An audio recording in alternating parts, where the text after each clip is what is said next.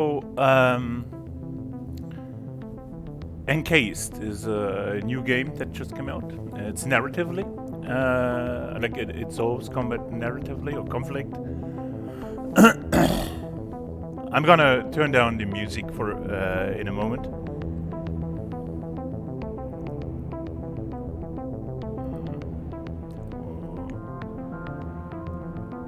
And of course the language I might have to change as well. Let me see.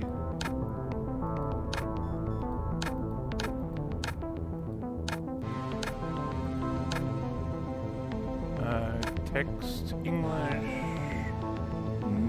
voiceover, yes please. Is sound, music. I like it down here maybe, yeah. Ah,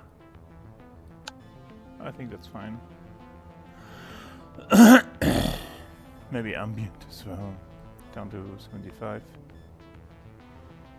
That should be alright.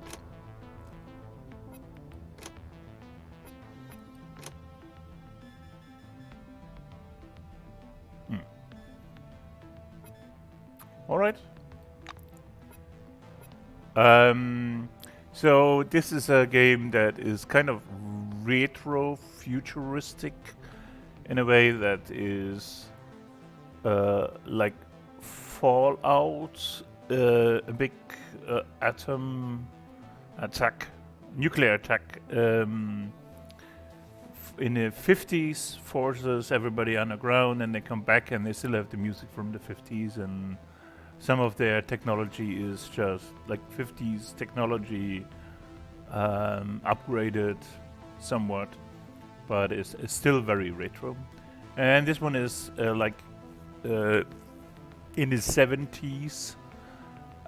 Soviet Union still exists, but they came together to have some common projects. It's a bit cheesy at times. At the same time, it seems interesting. I just got that. I think it was published maybe a month or two ago, and I just played 5 to 10 minutes maybe. I like the feeling, so let's see how that works. I only want the story. I don't care about battles. 1971. We woke up in a different world, where the Cold War ended along with the Vietnam carnage. All because of the Dome. The Dome. A territory full of anomalous artifacts, phenomena, and organisms. We still don't know what it is. An alien city? Some kind of a testing ground or storage? Whatever it is, no living thing trapped under the dome can escape it. Yet even this did not stop the research. The major powers created the Cronus Megacorporation to develop and explore the dome. Its secrets became a lucrative business. The Spire station was built on top of the dome to export the artifacts and import supplies and personnel. The city of Crystal Sands grew at the foot of the dome, eventually becoming a major transportation hub. All this required thousands of employees, and there was no shortage of candidates. Romantics, pragmatists, and adventurers of all trades swarmed recruiting centers around the globe, seeking jobs at Cronus. You were one of those people.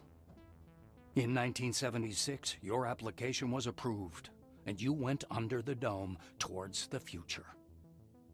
Whether a good one or a bad one, only time will tell.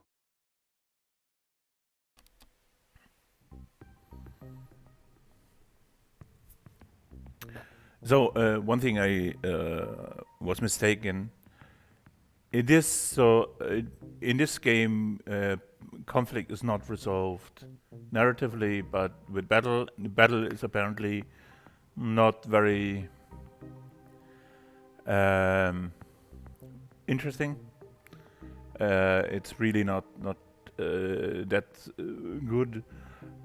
Stealth and dialogue seem to be the best options. That's what the game magazines said in their reviews.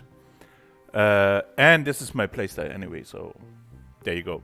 I try to avoid just shooting at things. I find it fairly boring.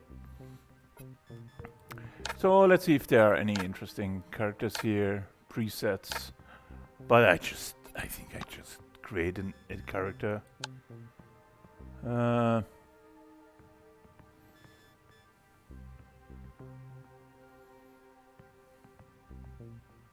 Oh, here, a librarian style.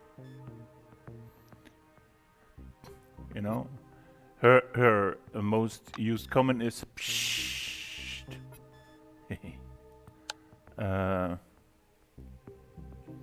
So what Lara Croft lay? Oh well, one should write correctly. Age. She finished studying. She got her PhD or something.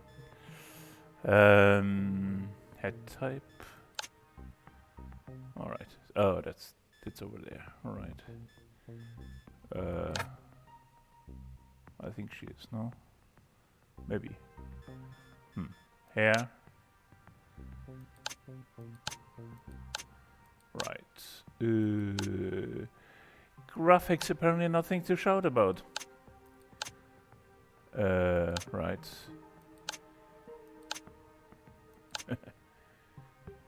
I have no clue. Just let's do this. Glasses, of course. Hair color, black. Feet color. What's that? What's that? I have no clue. Are there any colors changing? There's nothing changing, right? Alright. Then we can change the Chronos wings. This is like the department you're working for, the priorities. Muscle, charisma, guts, brains. I think that's it, no? High-tech weapons, medicine, science, biochemical resistance. That's our librarian, archaeologist, I think. Attributes. So, well, brains. Do we need perception? Yes. Guts, I'm not sure. Deftness could be better. Fortune. What does fortune do? Let's go through it all just to know what it does. Physical strength, affects hit points, encumbrance, close quarter damage, the usual stuff. Perception, awareness, intuition, environmental sensitivity, affects initiative, learn ability. Well, there you go. Heavy, high-tech weapons, piloting skills. In addition, high perception gives a chance to notice something hidden and evaluate characteristics of people just by looking at them. Then we have guts, constitution, stamina, and overall health. Hit class, regeneration, charisma, physical attractiveness, charm, and the ability to present yourself. Not a beauty, but the brains. Affects inspiration, authority, influence, and medicine skills. Well, mental acuity, intellect, affects action points, action points maximum, saved action points, skill points per level, high-tech weapons, medicine, tech, and science skills. Dexterity and reaction time. Fortune. The favor of the famously fickle Lady Luck affects action points, critical hits, contraptions, and piloting skill, as well as criminal skill. And psyche. Psi abilities and resistances towards psionic attacks affects initiative, resilience, learning ability, psi damage. Do I need fortune that much? I mean, I think I can just, average things out. How much do I have? I have 4 left. I can go here and I think I can go down here. I think. And then now I have 1 left, huh? I wanna go brains, perception.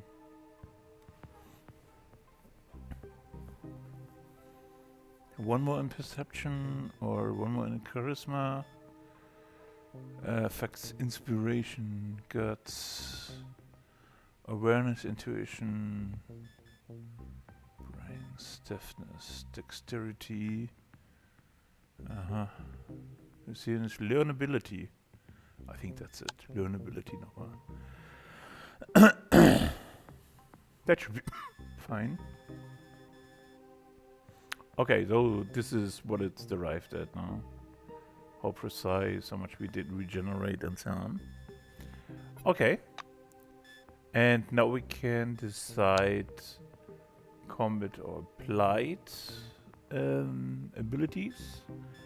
And these are the things that we can get in the beginning, I think. So if I want, for example, I think she would be great in science.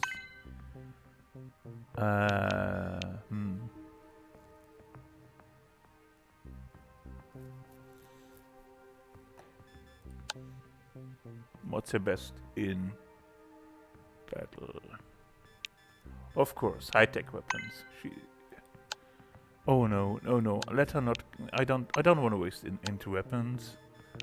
Let's do science, tech, and medicine. She's a pure scientist, right? So now she has fatigue plus 100, restores 70% of maximum health, and she gets radionuclides elimination, removes 100 radiation. Okay, in tech, what's that? Gunsmithing, repair, throw a wrench, robot maintenance, yes please. And in science, I have perception plus 3 for the purpose of calculating the charts to see the enemy stats. Learn to assess enemies by the smallest details of their appearance. And then we have biochemical damage. Study the properties of toxic chemicals. Mixtures and make them even more toxic. Right, I could theoretically be hacking, but I would need heavy weapons or criminal. Then I could be hacking. Actually, that wouldn't be too bad either. Now is the question, huh? Do I need medicine? That's so interesting. What else do we have here? Cheating if I have charisma 6. Pay with your feet. You have lockpicking and... Oh, wait. Allows you to open doors, devices, and containers with mechanical locks. No, this is interesting. I think the combination isn't too bad. So, right. So I have pay with your feet. Movement speed is a bit more. I can lockpick and I can pickpocket. It's an active ability. Okay, so I have this. I can hack. Well, now there are a few interesting options. If I had charisma 6, I could trade and reduce the costs. I could charm. There's a trust. I can intimidate if I had muscle. Because I have brains, The application of formal logic, rhetoric, and common sense arguments used in discussions. Maybe I want to go back because brains charisma seems quite useful. And then I just do this. And now I can check influence. Ah, it's so difficult. Do I want that? Tech, repair, gunsmithing, robot maintenance. Zuck, zuck. And here I can... Well, lockpicking is just out, but cheating is in. And influence, anything but intimidation. Well, I think we're pretty even here. That should be alright.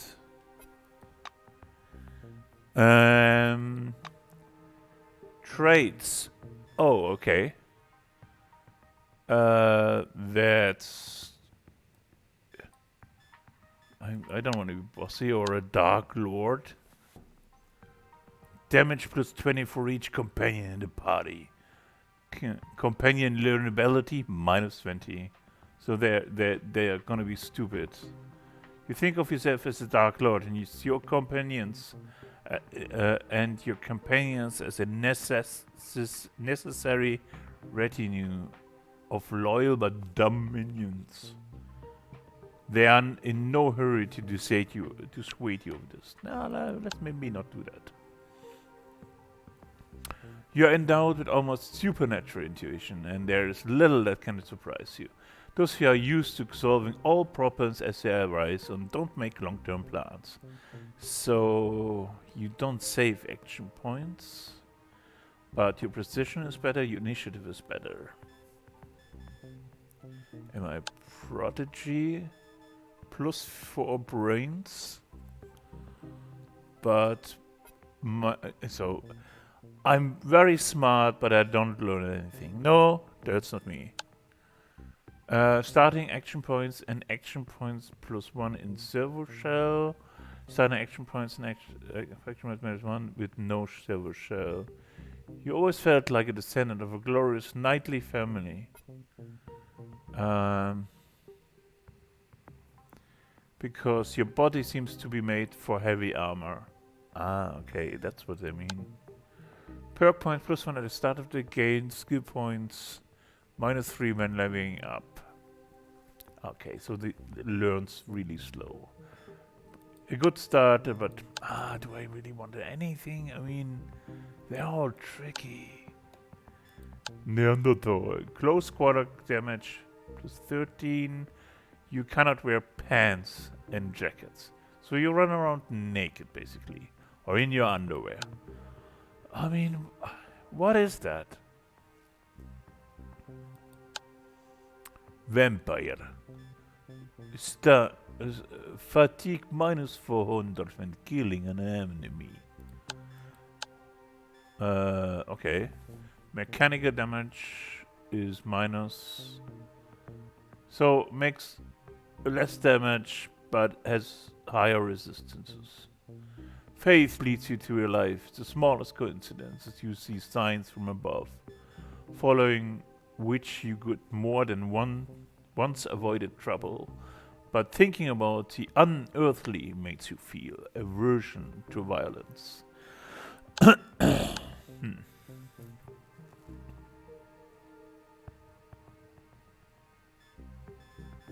What's that? So she gets more damage. You and your friends survived many troubles, but some were not so lucky. Now you got torn apart by a colossal feeling of guilt over the death of your comrades, and it seems to you that the dome itself has been saturated with this. So what's that? Brains plus perception in high-tech weapons. And so she gets more damage, but she gets more skills. That's not bad.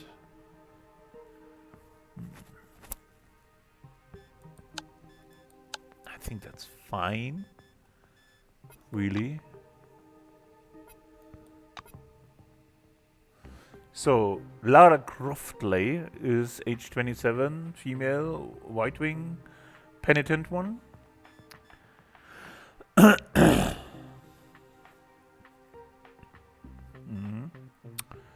Mhm. She is best in medicine. No, wait. Best in science. Okay. And has a few abilities. I'd say we start the game.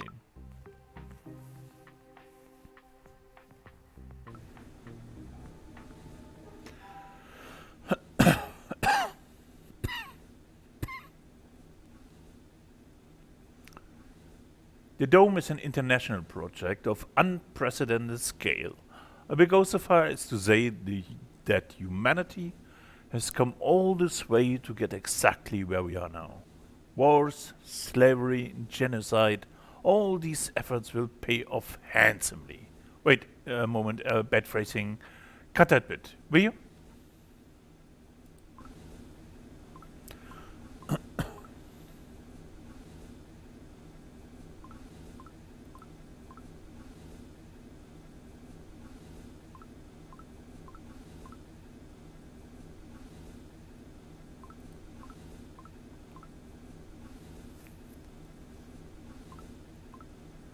Okay, what's that? Your story? Quest added? I think... am I this girl here? Oh, there's quite a few white ones, huh? Let's talk to this red guy here. Quentin Bisley. Then there's Elsa Olafsson. Igor Podanin. Monty James. And Tomoko Kimura. Well, let's talk to Quentin. He's handcuffed? Why is he handcuffed? Alright. That seems interesting anyway. Talk 3. I don't know what that means, but okay. The orange is dressed in a new jumpsuit. The shiny badge on his chest reads Quentin Bisley, laborer. He's side-eyeing the screen skeptically. Despite his tired, grim expression, his gaze is open and friendly. However, the general impression is unmistakable. There's something frightening about Bisley.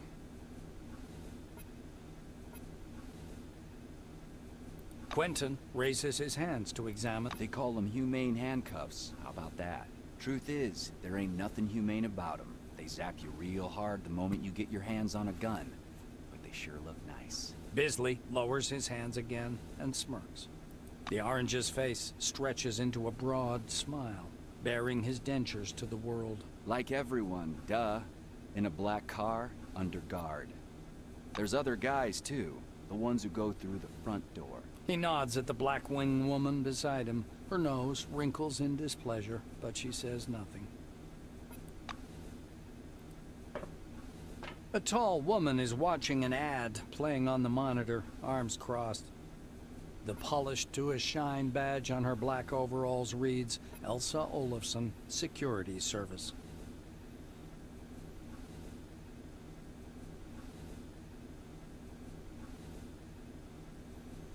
She glances at you and offers her hand in a businesslike manner.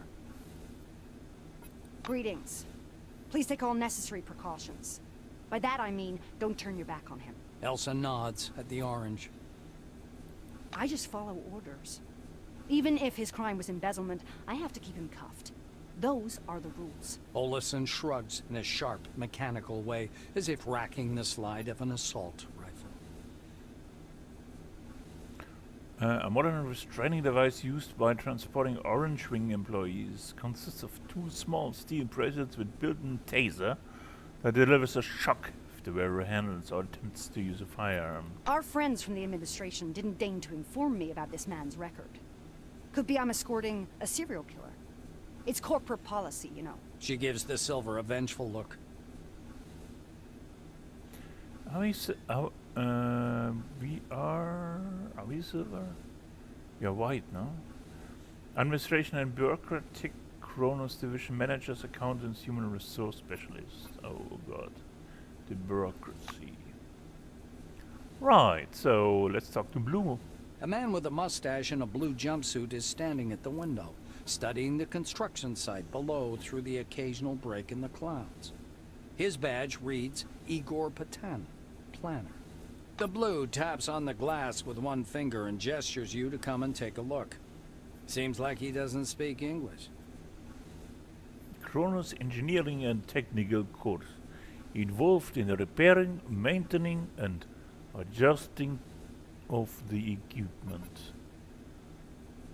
Since the discovery of the dome, its exploration has become an international project. 7 countries participated in the first expedition, and over time this number has only increased. According to the most recent data, citizens of more than 40 different countries reside under the dome today.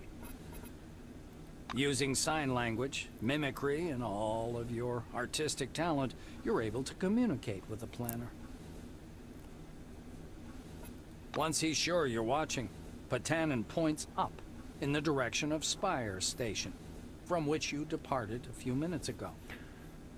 It's a transit station built around the aperture at the top of the dome. Relics are moved up to it and captured with new employees.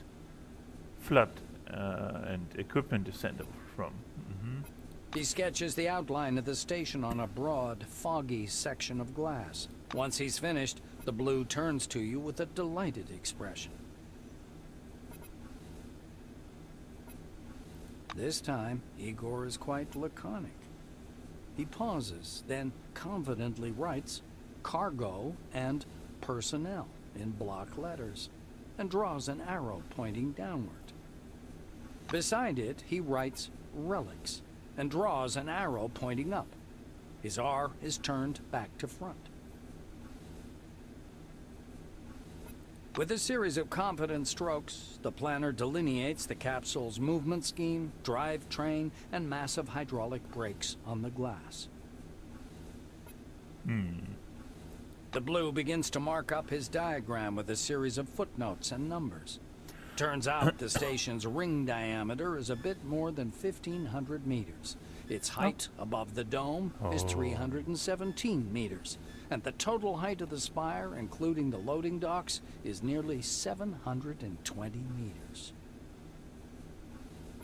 The engineer stops you with a gesture, and after rummaging through his pockets, offers you a small candy. There is a picture of a crayfish on the white wrapper. Is this candy crayfish flavored? It's surprisingly spongy and tooth-achingly sweet. You can only wonder what it has to do with crayfish. I like the sarcasm. The narrator really fits in. That's cool. A guy wearing thick spectacles thrusts out a sweaty hand. Monty James, Silverwing. He glances down at your badge. Ah, it's you. I found your file extremely interesting, and your CV, wonderful. Inspiring, really. When I had the opportunity to look over the files of my future colleagues, I couldn't resist. I don't want to sound boastful, but silver level clearance has its advantages. Monty winks. Monty makes a ring with his thumb and forefinger. You were number 63,784 on the waiting list, but you were lucky enough to get into the dome after only 16 months. Besides that, 0, nada, absolutely nothing. You're a dark horse for both the Foundation and myself.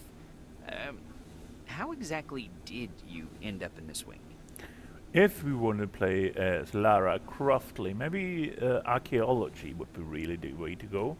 So we go with Forefathers technology. The silver shakes your hand for some reason. In that case, I congratulate you heartily.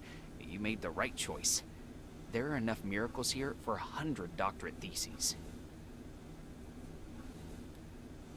A community of forefathers, a community of ancient and incomprehensible creatures who built the dome and everything inside it. Nobody knows what they look like, where they came from, or where they've gone. An uncomfortable silence rises between you, and Monty abruptly changes the subject. He taps the narrow illuminator panel with one finger. Look, there's a storm rising. The lightning is strange. Green. Should lightning be green? This is my first sandstorm. Anomaly, general term for a variety of physico-chemical phenomena of uncertain nature, endemic to the dome. Recommend approach: steer clear or die. Now, there's somebody we didn't talk about. The thin, pale young woman is sitting at the window, leaning against the illuminator. The glass is slightly fogged with her breath. She turns to you. Her shiny badge reads Tomoko Kimura, physiologist. We've crossed the border. No way back now.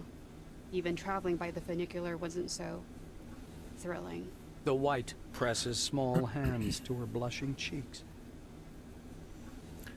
Funicular, the city of crystal sand, standing in the foot of the dome, and the Spire station are connected by the line of the passenger and freight funicular. Specially equipped cabins ply along the line, laid directly on the surface of the dome, transporting Kronos Foundation employees and cargo. The White Wing is the Kronos division specializing in scientific research. Medical personnel are a great part of this wing as well. You were thinking, why have no children been born under the dome? I've got a working hypothesis, but I'm not ready to share it yet. She says softly, as if answering a question you didn't ask. Kimura peers through the glass in the direction you indicate. Oh, that's the aircraft that crashed into the dome during the first expedition.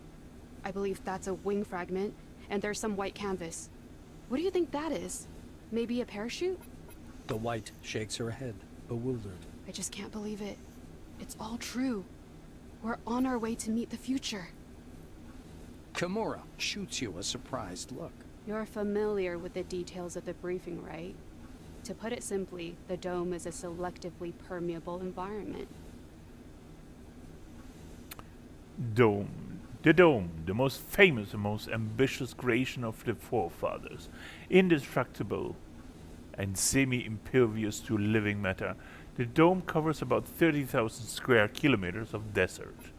The white draws an invisible hemisphere in the air. Inorganic objects may exit the dome without difficulty, but any living creature dies if transported back to the outside world. That's why we're all stuck here for an indefinite period of time.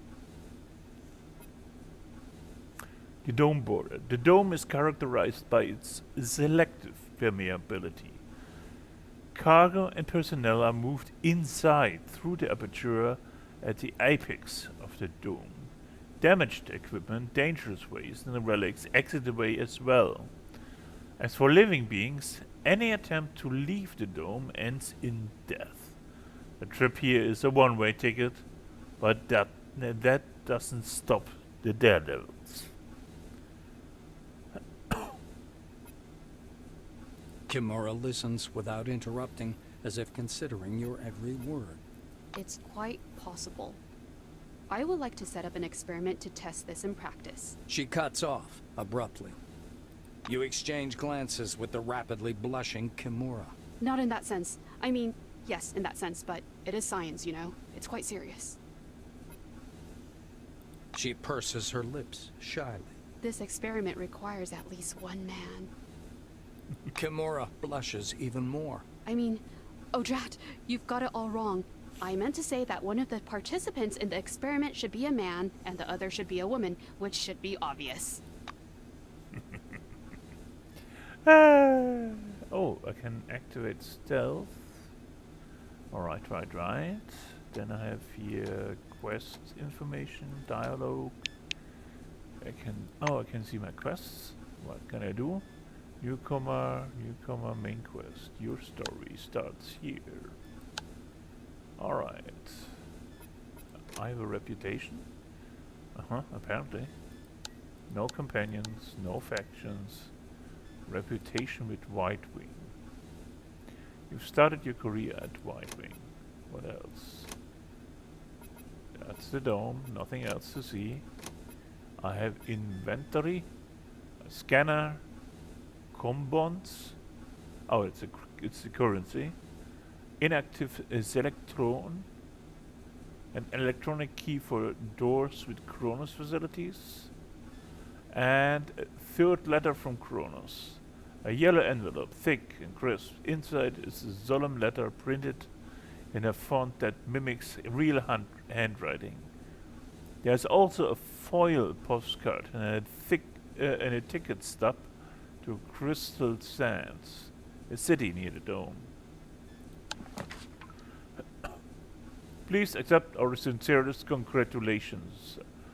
From this day forward, you are officially past a part of the Kronos ranks. Our foundation is not merely the wealthiest and the fastest growing company in the world. Above all, it is an organization of people, brave soldiers, astute scientists, talented engineers, brilliant managers, and other employees.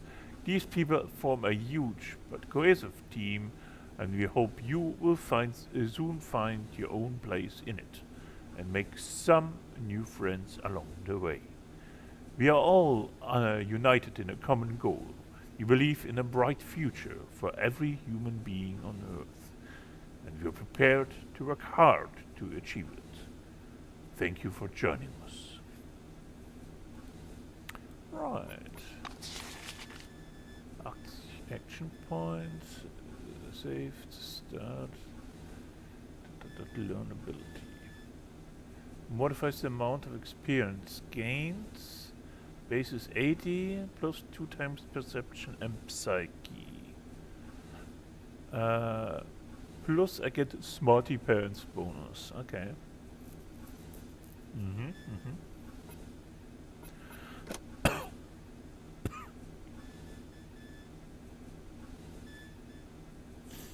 Right, now I think we can... Stopping by the door's porthole, you watch as the ground slowly approaches. It looks brown-black through the tinted glass and smoky blue at the horizon.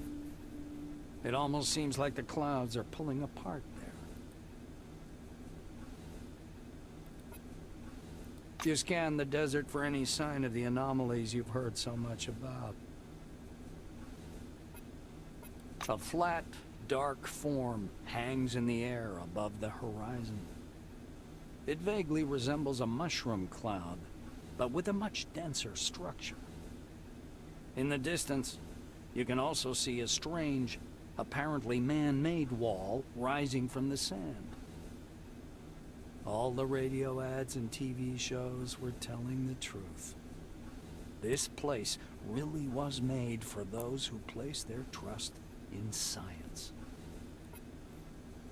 Just as you're about to move away from the window, you notice a whirlwind beginning to form above the ochre plain.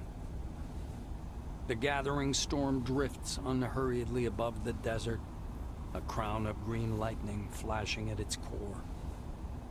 Clearly no ordinary weather phenomenon.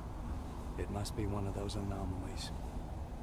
You freeze by the window, unable to avert your gaze.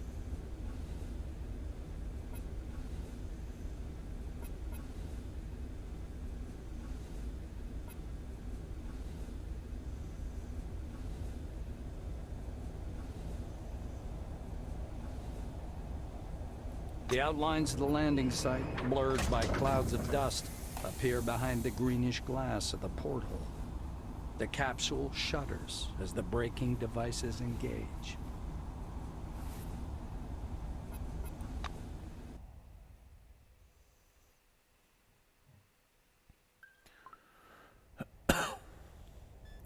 Pravda newspaper article.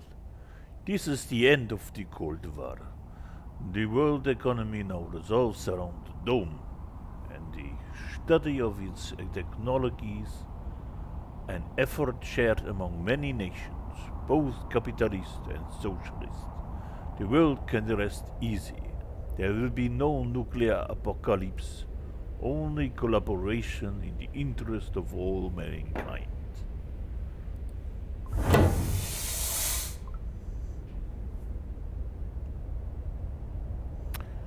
Okay. Let's walk a bit.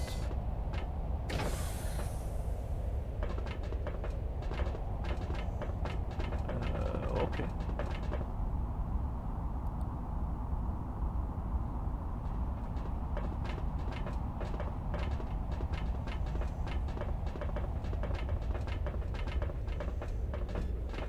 I didn't catch that, Benny. Where do I put the loads?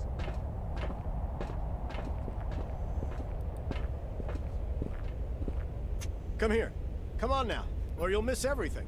A badge reading Ludovico Nuzzi, scientific analyst, export department, dangles loosely on his clean uniform, which still smells pungently of washing powder. Look over there. He points upward with a sharp, wide. You raise the binoculars to your eyes. Under fourfold magnification, the whirling cloud above the rust-colored plains looks even stranger.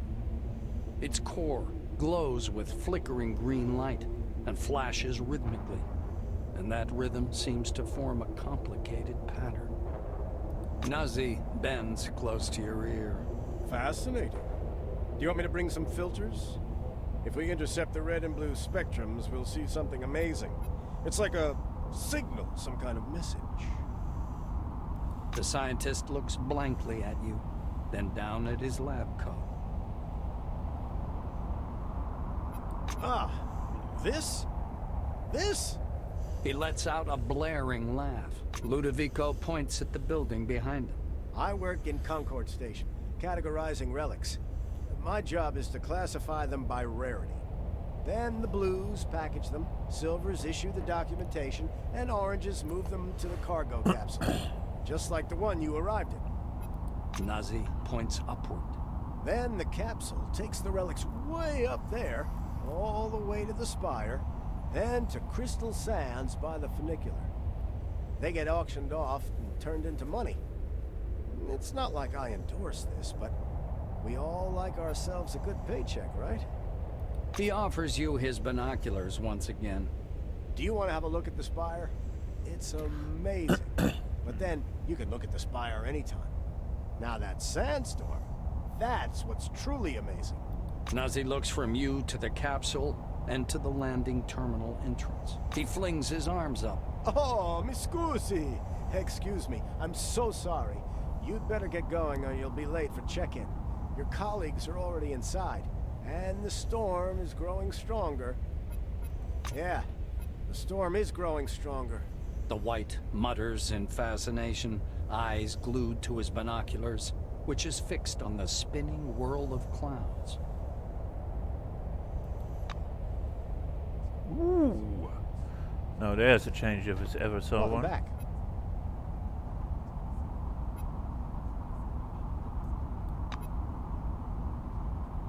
You better go to the station. Don't forget to register, or they won't let you on the bus. He shouts over the growing howl of Come the back wind. again. Yes, indeed. I want to. Okay, I can't go there, but I can go here. No. Oh yeah, I can. Well, whatever these fantasies call the Dome, an alien colony ship, a gift to humanity from another world, the remnants of Atlantis, a prison for dark forces, a magical laboratory of the ancient Egyptians. Personally, I think the definition doesn't matter. What we are going to do with it, that is what matters. Universe Talks broadcast. I like that. It reminds me of, is it Myers' Alpha Centauri? These fictional and real quotes. Okay, well, I have a, I can trade here. Compounds. Buy cherry flavored soda, noodles, lager, stout, cigarettes. I don't think I need any of this. Do I need to go here? Don't touch that door. Okay, apparently not. So maybe I have to talk to this guy? Hello, come up to the desk. A tall receptionist, watches you from behind his desk with a bored, haughty look. He waves impatiently at you to approach. Administrative, okay. Obviously Silverling. The employee glances at you indifferently. His upper lip is ever so slightly curled in contempt. All new employees must register first thing. Come up to the desk, please. The nameplate on the desk tells you you're talking with Dean Rayhet, administrator. The administrator slaps himself on the forehead. Ah, I almost forgot the regulation pre-registration greeting. Just a second. Rayhet produces a reel-to-reel tape recorder from beneath the desk, rewinds the tape to the beginning, and presses play. The speakers explode with a harsh, crackling sound, over which the tick-tick of a metronome slowly grows louder. Oh boy. Solemn music begins to play, and the administrator's face takes on a serious expression. Dear employee, on behalf of the Cronus Foundation, I, Administrator Dean Rayhet, welcome you to your new life under the dome. The administrator clears his throat and continues. By joining our company, you choose the path of science and progress. You are among mankind's best, and we ask that you live up to this. Dean squints down at the monitor. Deserve this title. Do your job honestly. Obey the law. Respect your colleagues and... The music fades, and the administrator finishes his speech. And together we will build the best possible future for all mankind. Dean puts the tape recorder away. Now that we're done with the official greeting, I'll register you and upgrade your Selectron. Okay? Electronic key and ID, a computer program embedded in the Selectron. Selectron grants access to certain areas depending on your wing and rank.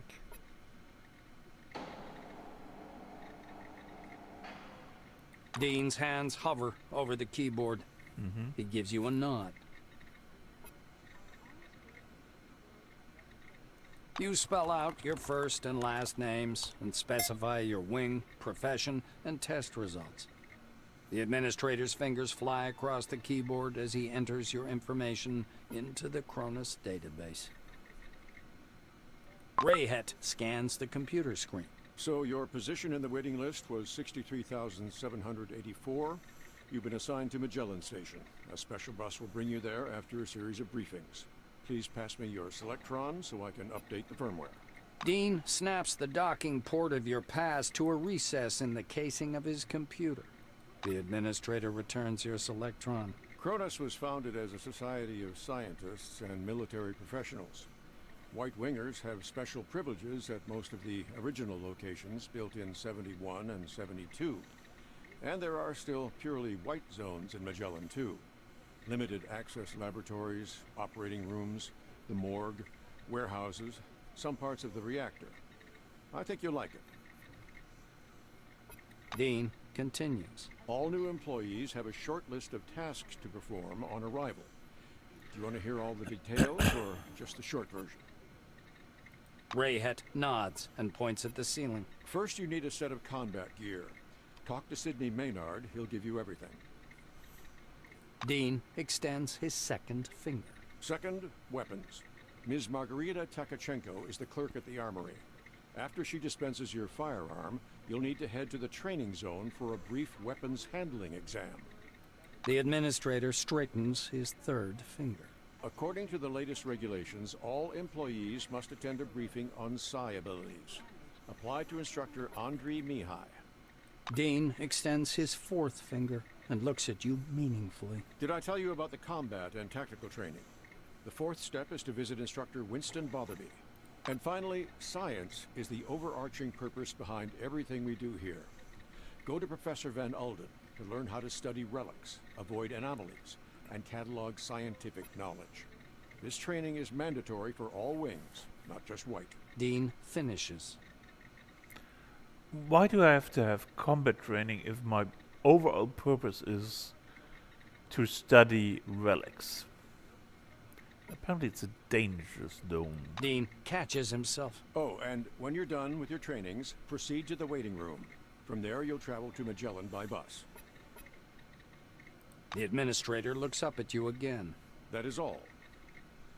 He reaches for the tape recorder, but thinks better of it. Protocol calls for a little welcoming preamble, but dash it all, that's nonsense.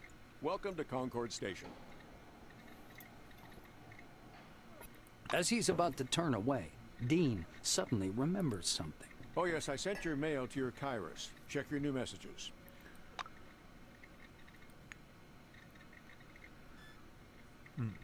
Oh yeah, what's it? Quests, messages. Okay, instructions for vehicles. Acquire uniform. Self-defense. Psi abilities training. Undergo scanning training. And then leave. Right. Okay. Then let's see where we can go. Huh. Is this a door? This is a door. Kronos Corporation reminds you. Please use a public terminal to access And your this account. looks Thank you. more like a toilet. Can I just... Yeah, I can turn this around. I don't think I need to go to the toilet right now. But I can use this terminal. What does this terminal do? Log in, use user. Enter your login password. And the system leads to user page. Okay, I can use stats if I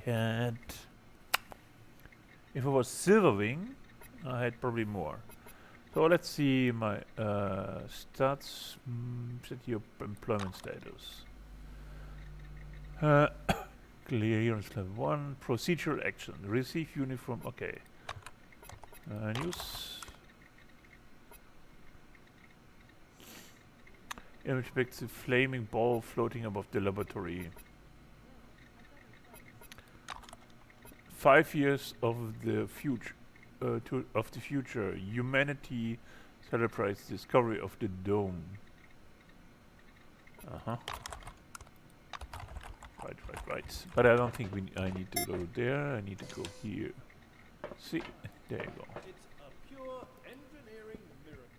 All right, engineering miracle. Behind the storage counter, you see a small, neat guy. His gingery hair shines with something like brilliantine. His badge says, Sidney Maynard, storekeeper. Oh, what a lovely angel. Came down from the heavens. Good morning, my lady. Is it something urgent? By the way, my name's Sidney. My friends call me Sid, though I prefer a different name. Want me to whisper it to you? He smiles languidly, leaning on his elbows against the counter. The effect is more laugh-inducing than playful. Never taking his gaze off you, he reaches under the counter, loses his balance, and clips his chin on the desktop as he falls down. A charmer. A full minute later, he reappears, grimly rubbing his jaw with a thick logbook. He thumbs through it for a long period, squinting nearsightedly. Eventually, he gives up the struggle and reluctantly puts on his glasses. The silver finally stops and pins down a particular page with his finger. Now, this is your first uniform requisition, right?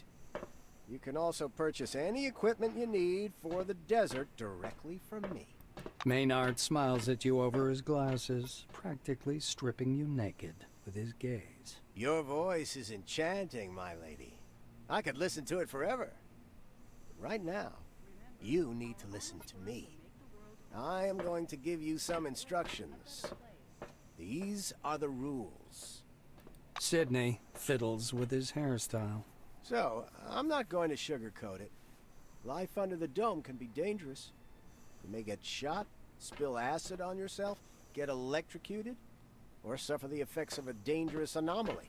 You may also freeze to death or get fried. That's why it's important to wear protective equipment when traveling outdoors. Of course, in hazardous situations, the equipment will get damaged, and the more it's damaged, the more often one has to repair it. The silver steps back from his counter to indicate the repair kit boxes piled in the back of the warehouse.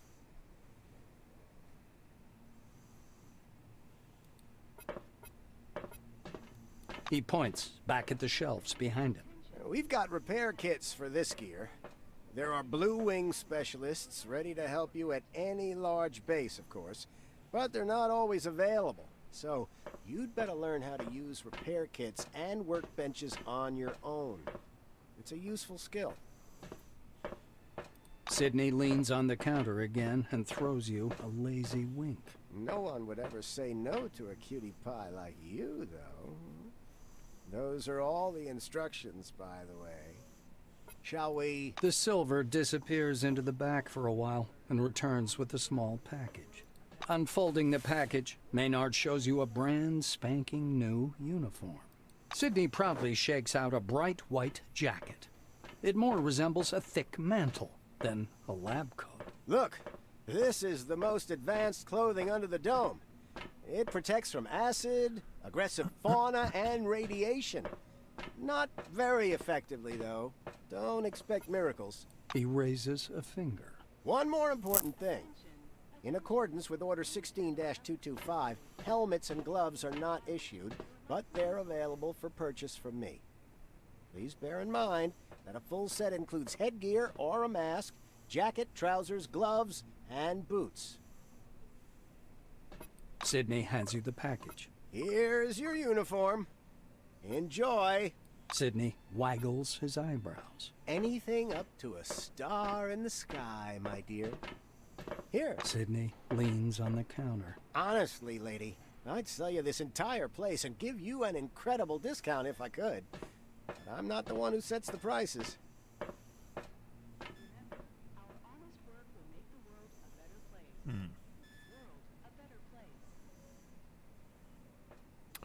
I can increase order convert teleclasses that increase energy resistance. What's that? Soldier's belt. I don't need soldier's belt. There's lab belt. Relic slots. Oh yeah, relic slots look interesting. How much? How many? I have 40. I can't afford that.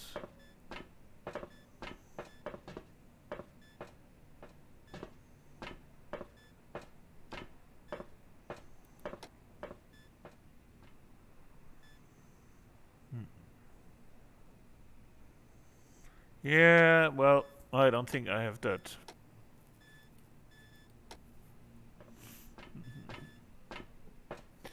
Workers' belt, engineering cap, only backpack, researcher's gloves.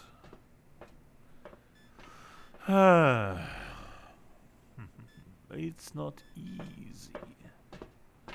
Agentum, isolated engineering. Oh no, okay, goodbye. How do I get out here? The silver touches your hand lightly. I just wanted to say, I'll be finished at 10 today. If you're free, we could go somewhere. Together, I mean.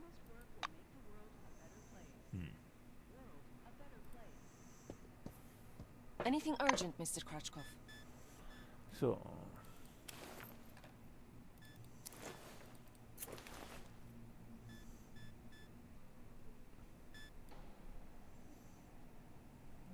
Okay.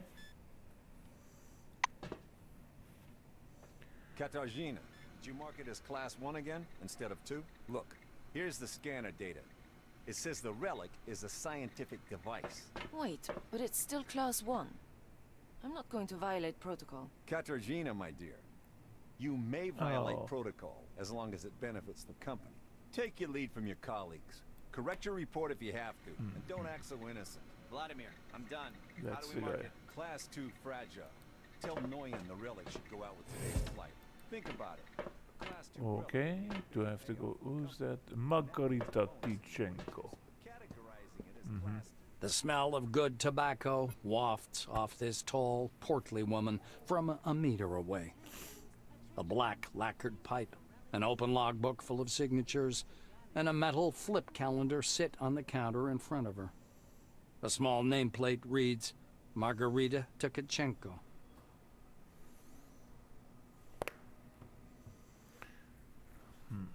The woman fixes her coppery hair with one hand and casually lights her pipe. To what do I owe the pleasure?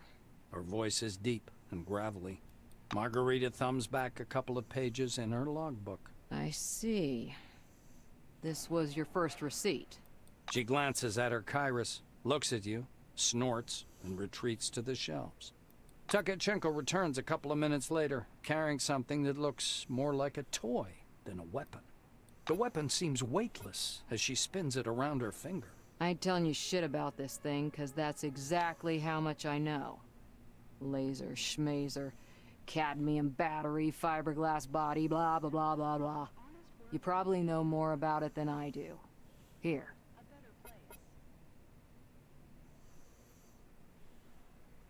Margarita drags on her pipe and releases a puff of thick, yellow smoke. I see you know the rules and won't cause problems. Tukachenko bites down on the stem of her pipe. Are you kidding me? I'm a different breed. One that doesn't understand toy guns. What if it turns out to be radioactive? Sorry, but I can't help you out on this one. The Black regards the Andromeda suspiciously. Fuck it. If it breaks, bring it back and I'll trade it in for another one. There was a little cloth in the box it came in for cleaning the lens. That's all I know. The armorer shrugs, puffing indifferently on her pipe. It's the least I could do. We have a requisition list from the Silvers. For free, you receive only rubbish. If you want the real deal, check out the weaponry shop. Or me. Leaning over the counter, the Black points somewhere off to one side. Now it's time for your training.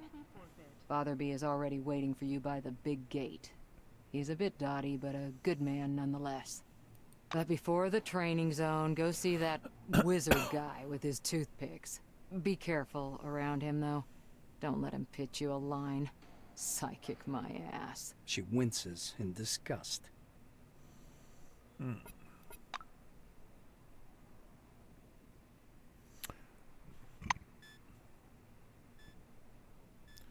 What's that? Weapon power cell. Alright. Okay.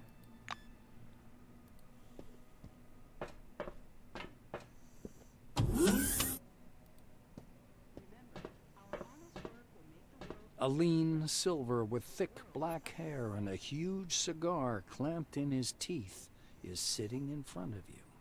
As you approach, he flashes a sly grin and slowly raises an outstretched hand above the table. Something really weird happens.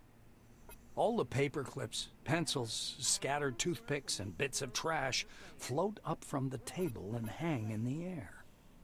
The silver badge reading Andrei Mihai, Science Instructor, floats up as well. Here for the briefing, huh? Shall we get to it? He takes the cigar out of his mouth and exhales a lush cloud of smoke. The Silver props his elbows on the table. Anyway, here's the deal. It's more profitable for people with a high psyche to study psionics. Give me your hand. Not waiting for an answer, he grabs your hand with strong, dark fingers.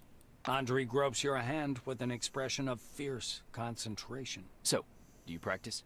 Bells, bulbs, brushing mugs off the table, huh? The Silver takes a thin glove covered in talc from his desk and passes it to you. Look, a glove, right? But it isn't just a glove. This is an ooh mama, hold me tight glove. It takes energy from your noggin, your psyche, and pew, concentrates it. He counts off on his fingers. Learn psionics. Put on the glove. Transform energy into the necessary shape. That's the whole briefing. Simple? Simple. Now to your questions, huh? The Silver takes a pull at his cigar and releases a self-important puff of smoke. Psionics. It's a gift for all of us. The forefathers took off someplace. Poof, gone. Only the dome remains. And this. Psionics, huh? He rocks back in his armchair, puffing on his cigar. The toothpicks again slowly rise up from the table. Mihai spreads his dark hands. Toothpicks hover around his head in a kind of halo. Scientists say everyone has an organic skill called psyche. You have it, I have it, everyone has it, huh? Big psyche, you got talents. Small psyche, no talents. You'll need to carry a lighter all your life. Mihai spreads his hands good-naturedly as if to say, "You're welcome." The toothpicks on the table skitter around for a moment, arranging themselves into a curse word. The silver laughs loudly at his joke. The cigar falls from his mouth to float in the air. You don't have to ask him twice. Mihai picks up a light bulb from the table, gripping the base in his hand. The filament begins to glow faintly. Soon enough, it comes to full heat and glows bright orange. In a little over a second, the bulb is shining with a steady white light. The silver laughs contentedly. It doesn't take the psychic long to think of something. A small 2-com bond coin jumps up from the table, and an invisible force folds it in half. The ruined coin drops into a glass already almost full of coins in the same state. In reply, Andre jumps up from his armchair and thrusts his face close to yours, exhaling foul cigar smoke. Quickly, think of a number, huh? The unexpected question calls a bunch of different numbers to mind, but you can't seem to decide on one. The silver looks into your eyes. 3, 14, 13, 76. He easily names every number you've got in mind. Mihai shakes his head wearily. No, enough tricks. I'm exhausted. Psionics it requires strength, drains you. Remember that, huh? Okay. Did I get something? Oh, I did get something from him. Psycloth. I mean, really? Oh, so I have a weapon in one hand and a glove in the other. That's how I move through to energy shot, ionization. And what's the other one? Psy shock. All right. That looks easy enough. Strange. I'll complain to the Silvers about that idiot. Oh, okay. They'll take the appropriate measures. I hate those oranges. What the hell do they break locks for? As you reach to open the sliding door, an engineer in a bright blue jacket stops you. Hold on there, Chief. It's out of order. See? You're a newcomer, right? It's a straight-up open house here today. He offers you his hand. According to his badge, this is Maxim Penkovsky, technician. The technician slaps the door with one hand. You have to wait until I'm done. Some orange jammed up the lock with chewing gum just for a laugh. They're like animals, those oranges. Marking their territory. Penkovsky chuckles. Looks like you don't get it. Tons of relics pass through Concord. The base is laid out to make everyone walk a single route, with the top level as separate as possible from the bottom. You get the memo? He turns back to the lock. So in the meantime, take a load off. Have a coffee. Loosen up. Watch the storm through the window. You'll be seeing a lot of those out here. Maxime extracts a thin, sharp, precision probe from behind his ear and dangles it in front of you. Though there's another way. You want to learn something about picking locks? It's a useful skill in all sorts of situations. He looks at you expectantly. The blue's getting excited. All right, looky here. Penkovsky presses his pick lock, and an odd device resembling a hybrid of a screwdriver and a can opener into your hand. Using a mechanical pick lock is easy peasy. No special skill required. They wear out after a few locks. While the old-fashioned kind is another thing entirely. Cheap, one use. But one has to know how to use it right. That's a tool for a master. Maxime takes out another pick lock and crouches by the door.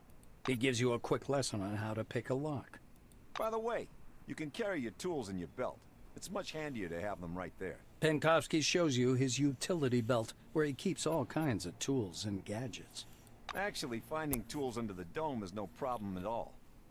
There are even devices for hacking terminals and so on. Maxime hoists up his belt. The blue solemnly raises his index finger. And one more thing. Always use brand name stuff if you can. Groovy produces good kits. Modus and Supercolor do too.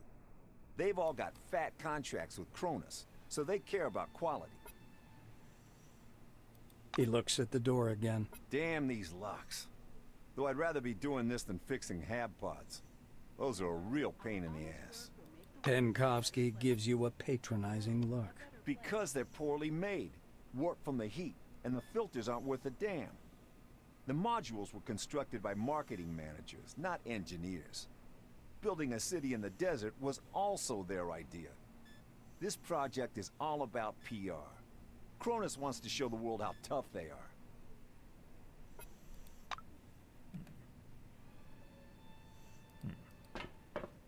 I repeat, get a lockpick and attach it to your utility belt. And then, apply it to the door. Yes, apply is the proper word.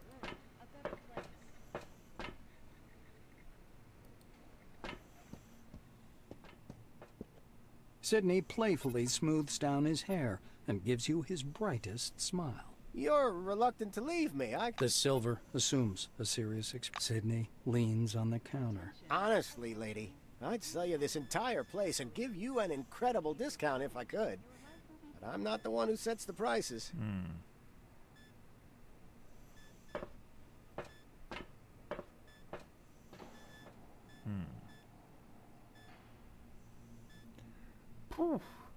This hacking issue is a Delvos respiratory. So I can buy these? No, I can't. No, I can just wear them. I don't think. As you leave, Sidney then. Who's that? Anna Likoi. Good day. You see a slim, cheekbony silver woman with a red warning lamp in her hands. On the lapel of her perfectly ironed suit is a badge that says Anna Leroy, Administrator. The girl waves a lamp in the air, trying to attract some attention. Valued employees, according to the Administrator of Order of September 14th, 1976, the waiting area may be accessed through the regular staff door. Please be advised that this rule does not apply to newly arrived employees. She pauses and begins to cough. Shit, I should cut down on the smokes. Good day, new employee. The silver nods like she's depressed. She seems to have just noticed you.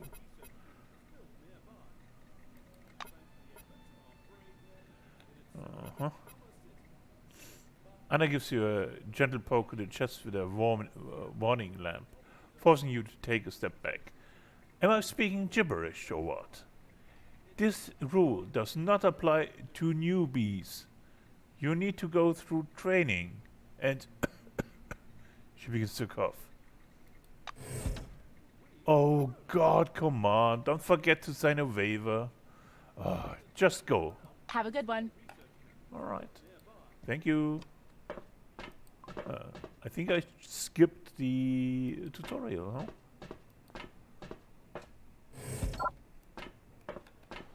So where do I go? Well, let's see what's here.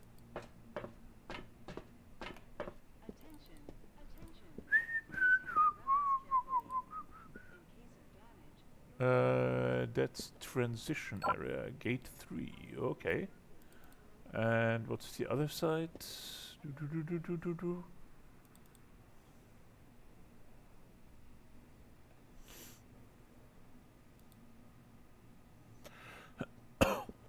Oh, there's another door. Wait, what? What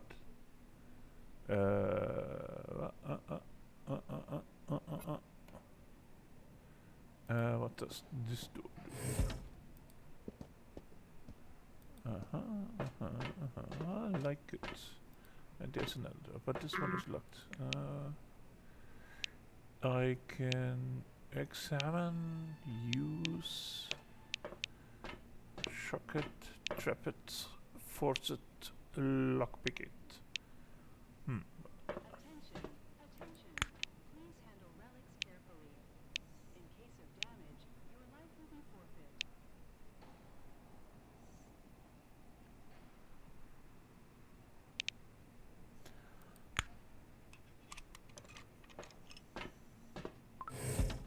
Oh, wow. I actually made it. Cool. Well? You're violating the General Dome Code, Article 21, Paragraph 3. Break in or attempt break in. After a little thought, and Zarenites write something to the series. For the first time, I will just give you a warning. But this is the only one you get. Okay.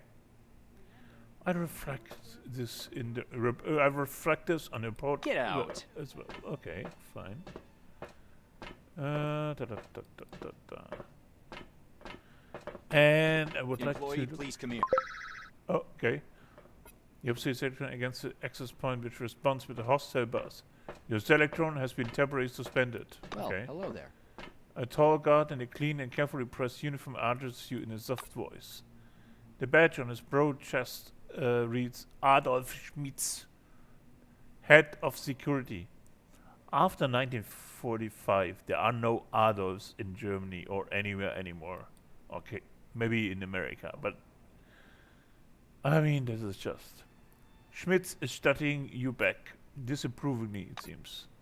He wipes his lint off his shoulder and adjusts the collar of your jumpsuit. Your uniform could use a wash badly. I'm Adolf Schmitz, head of security service. You were to be sent to Magellan, but there was a change of circumstances. The black nods towards the door behind him. I've got an urgent order for you. Your help is needed at a nearby object.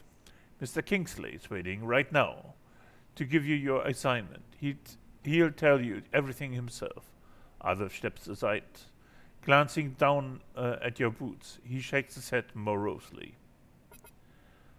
I can ask why he needs you, but not the other white that arrived with you. You arrived together.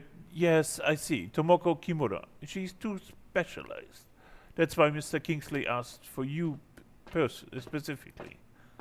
Right, that sounds like a trap. Come in, please. The video phone is on the wall over there. What do you mean? Like here? The giant display glows welcomingly when you approach. A red light comes on under the screen's steel hood. The camera is switched on. A gray old man with high cheekbones appears and squints out at you from the screen. Do you copy? He leans close to the camera, his glasses glittering. My name is Martin Kingsley. I'm Chief Officer of Magellan Base. We were supposed to meet in person, but unforeseen circumstances prevented that. One moment. I'll grab your file. He reaches for something out of view and produces a thin folder with your name on the cover. Apparently, your file. Kingsley opens the folder to thumb through the pages. He marks one of the pages with a pencil. White Wing. You know, I have a great deal of respect for our science division, and I find the people intriguing as well. I shouldn't ask, but how did you come to choose this profession?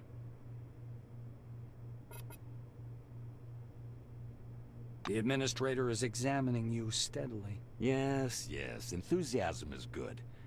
Just mind the safety regulations and remember any damage to Cronus property is considered a personal liability.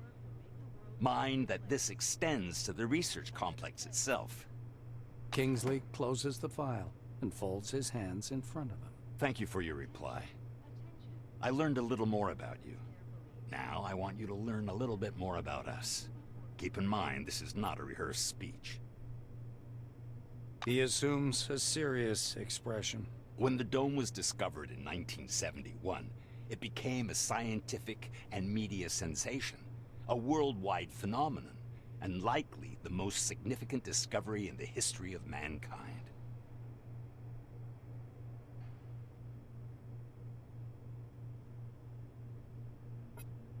Kingsley drums his fingers on the unseen desk, his gaze focused somewhere beyond. I see.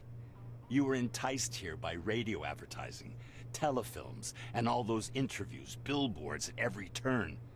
Cronus wants the world to see the dome as a stage where something merry and fascinating is going on. But now that you're actually here, I want you to see the real picture. You can't make out his eyes behind the glare on his spectacles, but he seems to be staring directly at you. Here's the truth. Nobody was waiting for us inside the dome. It's neither a treasury of technologies nor a cemetery of the ancients. Perhaps what we're doing now is defusing the world's most complicated bomb. Will our mission thrive? I believe so. If we work together and everybody does their part. He looks back at your file. I say, do what must be done. Because that's what the concept of the 5 wings is all about. Kingsley points at the camera. You're from White Wing, and everybody else, even I myself, is working to allow you to do your part. But the inverse is also true. People are eagerly waiting for your results, discoveries, brilliant solutions to intractable problems. Some progress to justify all the catastrophes and tragedies that happen here under the dome. Putting the folder aside, he sits back and stares at you in silence. It gets so quiet that the ticking of a clock can be heard through the speakers.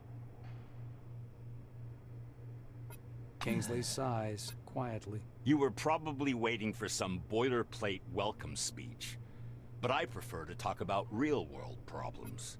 Glad to meet you.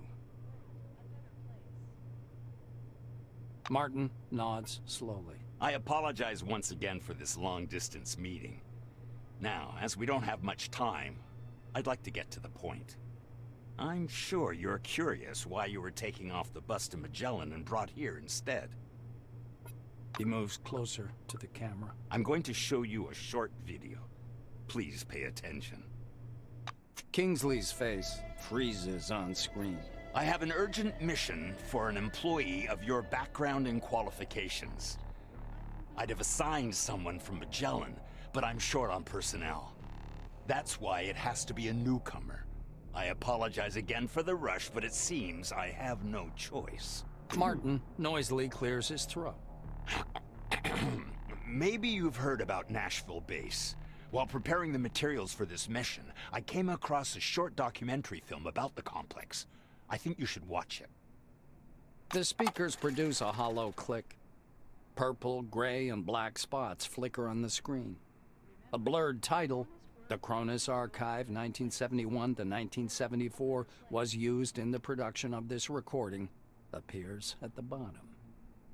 The shadow of an airplane flies across a faded yellow desert. A cheery voice fills the room. Every day, our researchers uncover more and more of the dome's secrets. There is no doubt the underground structures, so-called objects, are organized according to some pattern. Though early on, the importance of the relics to scientific research was considered insignificant. The desert dims into the black of a chalkboard. White lines drawn by an invisible hand begin to sketch a schematic of the dome. The narrator continues. By 1972, however, many important discoveries had come to light in a period of only a few months, and the construction of stationary research bases adjacent to the more promising objects began. Personnel moved into Ankara in May of 1972, and within half a year, Boston and Dessau were also brought into service, though the biggest discovery was yet to come. The picture changes to a chasm suffused with electric light. People bustling about everywhere. The speaker's voice seems to come from a distance. In November of 1973, a massive network of underground caves and a structure of hitherto unseen complexity was discovered in Sector C-12. Soon afterwards, the construction of C-12 Nashville began. The camera glides through dim caverns as the silhouettes of bizarre mechanisms emerge. Metal structures loom up from the dark, surrounded by earth-moving machines and exhausted miners wearing orange jumpsuits. The speaker continues. C-12 Nashville is an innovative research complex located atop the primary relic mining location. The complexity of this object is unique. Communications, the film abruptly cuts out, and Kingsley's face reappears. The rest of this information is classified. Hopefully you get the main idea. Nashville is a very special place, requiring people with both special qualifications and special clearance level, though yours will do for your task. The chief officer bends threateningly close to the camera. I thought I made myself clear. That information is classified. Martin adjusts his glasses. So, the task. Nashville base stopped transmitting and receiving signals yesterday evening. A reconnaissance group was sent out earlier today, but we haven't heard anything from them yet either. The chief officer rubs his forehead. Normally, I would never give this task to a newcomer like yourself, but I just don't have enough people. He looks down at the documents again. Furthermore, the group was lacking someone with your specialization. It has been reported that nearby anomalous zones are unusually active. I suspect a scientific approach will be needed to resolve their communication problems. Kingsley is looking into the camera once more. Your task is to get to Nashville, figure out whatever's behind the communication problem, get in touch with the group, and work with them to solve the problem. The chief officer carefully returns the documents to the folder. You notice his hands tremble slightly. Go downstairs. The truck must be waiting for you in storage. This task is urgent, but a small delay is acceptable if there's anything you need to settle here first. That is all. Any questions? Kingsley's hand reaches toward the camera. Great to hear. Take care of yourself. I'll talk to you later.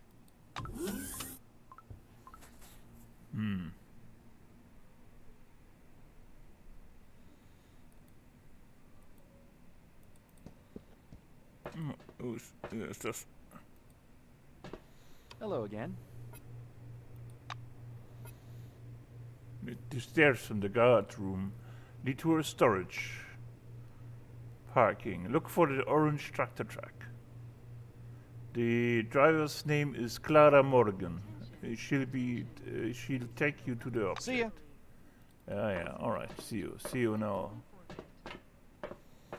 Who's that? Elsa Olafsson. The way is blocked, so I have to... Move away from the door, now. Okay, I'll move. Oh, I can level up. What do I get when I level up? I have 21 skill points I can use.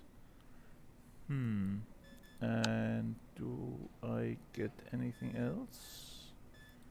Perks? I'm bright-minded. Okay.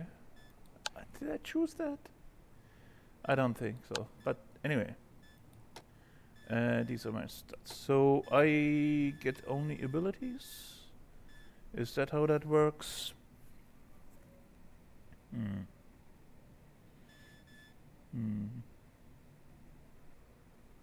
I definitely have to push tech. There's no way around that. Okay.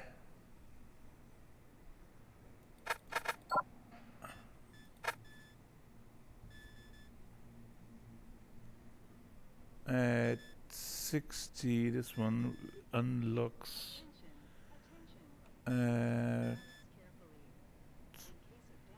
Okay, no, wait. What's that here? Melee weapons. Energy. What? Ah, so that's that. Okay, I don't need that. Oh, wow. Okay.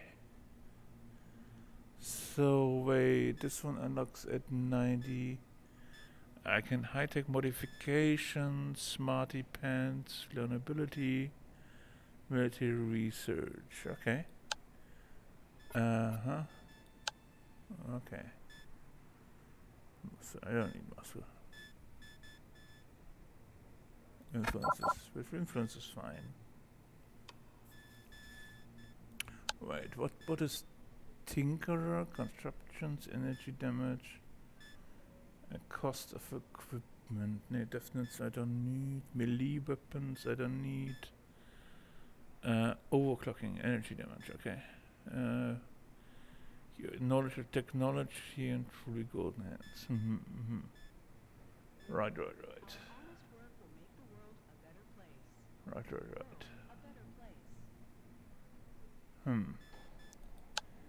What's piloting?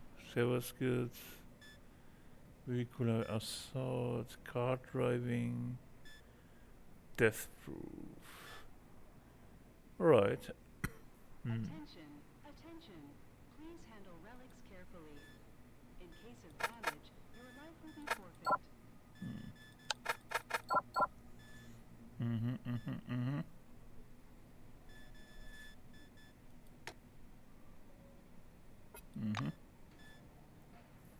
I think I'm fine like this.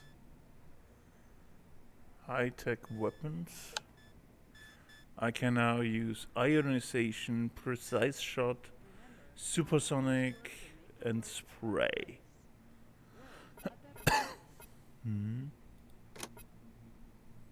Oh, what's it? Electric lockpick. Okay. I don't need that. Nope. Inventory. Let's look at it. Let's look at inventory. No, there's nothing new. Wait. Oh, I see. I can just go here, no? Stop fiddling with the lock. Why? Oh, it's this guy. So, if I need equipment, where do I get equipment? Can I get here? Ed, spit it out.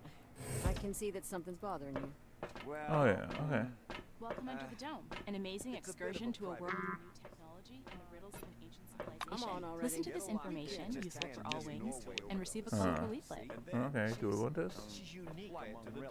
Ed, we already Do discussed I this. need The this? relic's effect is well known. Okay. It's nothing but semantic imitation. Oh, I maybe, who's that? Please handle relics carefully. Who's that? Welcome under the dome. Milo. Excursion to a world of new technology and the riddles of ancient A slovenly bald man with a dull, bug-eyed look and 3 days stubble is sitting behind a table covered with papers. As you walk by, he pokes at your elbow with a pointy finger, causing you to stop. Oh, hello there. Hey, buddy. The name is Milo Randall. Chat with me for a couple of minutes. I guarantee it will change your life.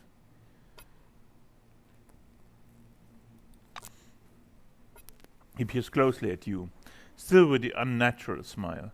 You come under the dome, and for what? Earning peanuts? Haven't you ever wanted more?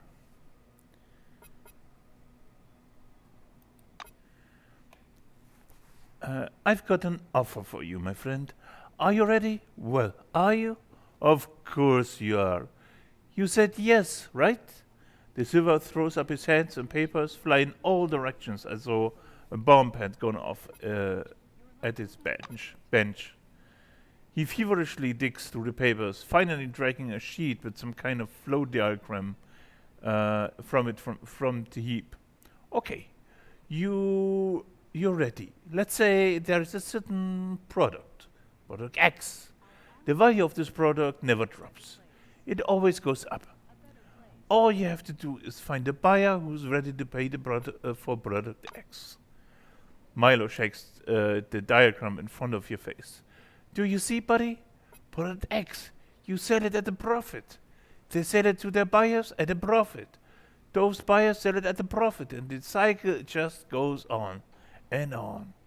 And the most important thing is that everybody in that cycle gets to keep their profits. Join in and start making money right now.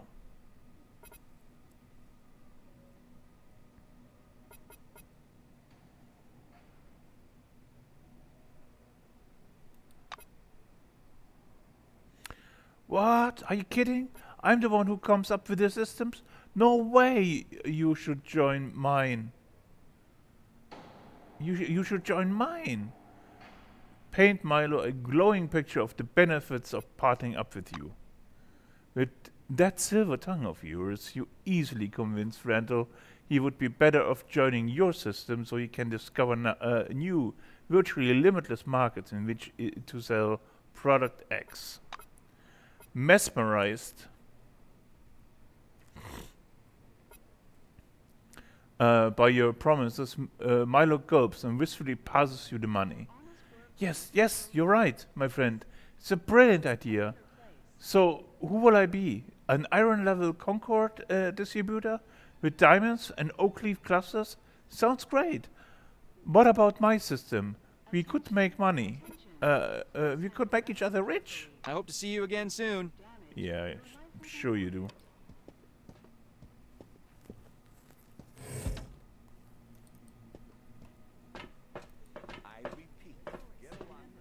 Welcome Under the Dome, an amazing excursion to a world of new technology and the riddles of an ancient civilization. Listen to this information, useful for all wings, and receive a colorful leaflet.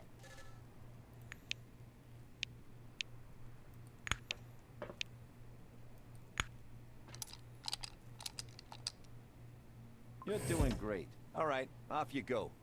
I'll keep working on this lock because of that orange. Hey-oh. Penkovsky wearily drags a sleeve across his forehead. You're lucky. And I'm stuck here with the cleaning and repairing. When you get to Magellan, say hi to Duncan for me. Tell him he still owes me that Captain Hyena issue from January.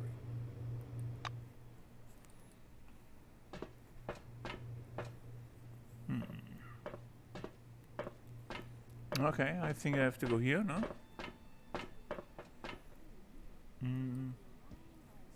You see a tall scientist in a white lab coat. Bathed in the dim lamplight, he almost appears to be hovering above the laboratory floor. The man turns at your footsteps. He's holding a paper clipboard and a pencil. His shimmering silver badge reads Sebastian Van Olden. He glances from you to the glittering watch on his wrist. I want us to respect one another's time. Please speak loudly, clearly, and to the point. You must be the newcomer I was told about. Nice to meet you. Finished with his unusual greeting, he offers you his thin hand. The scientist puts the clipboard aside, raises his watch for a closer look, and sets the timer. He shows you his watch dial. According to the rules of this briefing, I have to touch on a large number of topics. Therefore, I will do so very briefly. Do not interrupt me. When I'm finished, I'll answer your questions. Within regulations, of course. Sebastian produces his handheld and clicks some buttons. I checked your scanner. It's working and is connected to the Minerva database. Everything you scan will earn you Kronos or Forefathers knowledge points. The instructor watches you with displeasure. Are you listening? Scan everything that might be of scientific interest. First of all, anomalies. They could be dangerous. Make sure to always have medication with you. He places a canvas pouch in your hand. This pouch is full of bolts. You can temporarily discharge an anomaly by throwing a bolt into it. It's primitive, but reliable. Van Olden pushes a button on his stopwatch. So, my oral briefing fell within the allotted span of time. Any questions you want to ask me? Attention. Please handle relics carefully. In case of damage, your life will be forfeit. You'll need some one-use stimulator injectors, bandages to stop bleeding, and anti-radiation agents and radio protectors, including ARAD-3. The white ticks these off on his fingers. He produces a black-capped, transparent plastic jar out of his pocket. According to protocol, you should have this medicine. I'll give it to you as soon as we proceed to the practical part of the briefing. Sebastian pulls a scanner from his pocket. I will demonstrate this only once. To switch on the scanner, press the button on the right side of the manipulator housing. The scanning beam is narrow. It's intended to focus on one object at a time. Van Olden turns on the scanner and continues. My advice is to scan anything that might be of scientific or statistical interest. Relics, forefathers' objects, automatic doors, vehicles, vending machines, deceased employees. He turns the screen so you can see it. The scanner automatically transmits data to the Minerva system, and you receive knowledge points. Do you have any questions, or can we proceed to the practical? The white scowls in annoyance. Do you know anything at all? What did you come under the dome for anyway? You get knowledge points for scanning anomalies and relics. You receive forefather points. Scanning the company's property and employees, living or dead, earns you Chronos knowledge points. He explains with... You can exchange knowledge points for medication and equipment as part of the volunteer research program. Are you ready for the next part? The clock is ticking. The instructor taps his watch, meaning the scientist glances at his watch again. You're within the time limit for questions. The next step is training in the artificial ecozone. He rests one finger on the button in preparation to start the timer. You're going to go downstairs and scan relics. I will be monitoring your progress. Please note there are several radioactive anomalies in the ecozone. These are the same conditions you'll be working in the field. Radioactive zones and relics are quite common under the dome. He smoothly extracts a jar of yellow pills from his pocket. Here's your ARAD 3. And one more thing. Just a moment.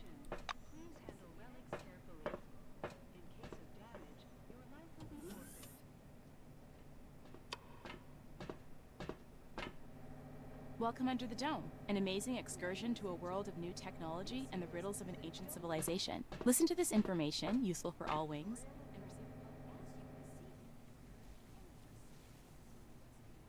Und ich soll dir jetzt folgen, oder wie? Alright. Please stand by for decontamination to Welcome end. under the dome, an amazing excursion to a world of new technology and the riddles of an ancient civilization. Listen to this information, useful for all wings. Van Olden gestures back at the ecozone. You haven't completed scanning everything yet. Right. How do I scan? This one? Oh yeah, right.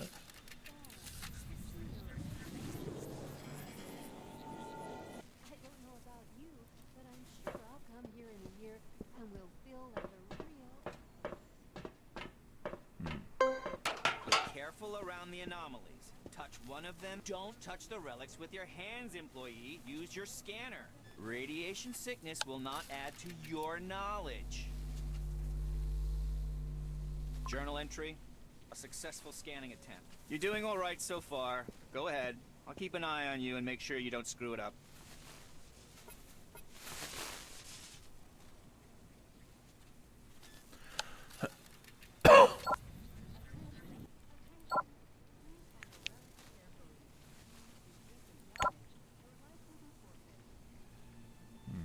I think I need a shovel, no? Mm-hmm. So we go here. Da da da da. Da da da da. Da da da da. Da da da da. Da da da da.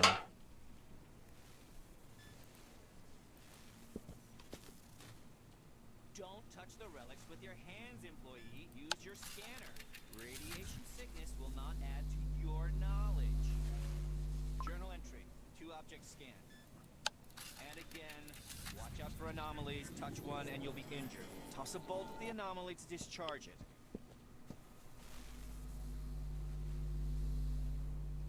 Journal entry. All 3 objects have been successfully scanned. Come upstairs, employee. Am I... okay. What's my... radiation level? Do I have one? Is it like Fallout? Sebastian meets you on the platform. Your finishing time is within the acceptable range. He clicks the stopwatch button, fixing the result time. The scientist turns back to his notes. Not bad. One question. You observed several anomalies while scanning. Why do you think they appeared? I'd like to hear your opinion. The scientist assumes a superior expression. I knew you'd come up with something like that. I see you understand nothing about the nature of anomalies. So let me add a couple of points.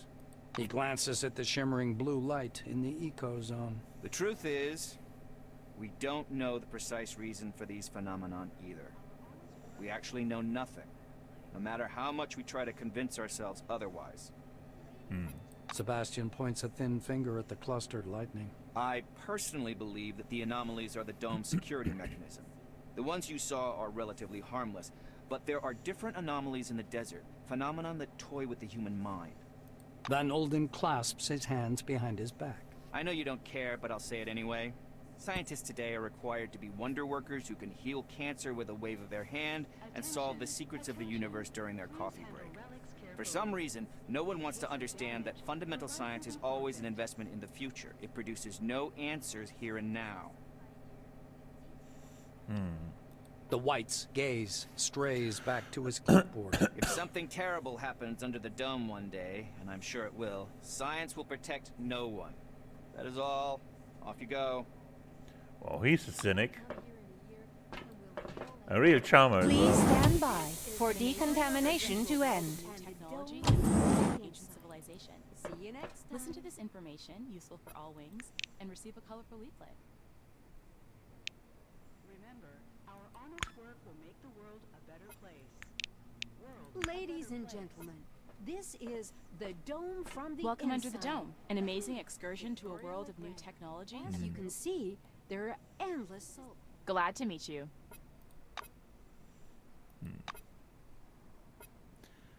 Time is precious indeed. You are not going to waste it in such rubbish. Calmly refuse, saying you're not.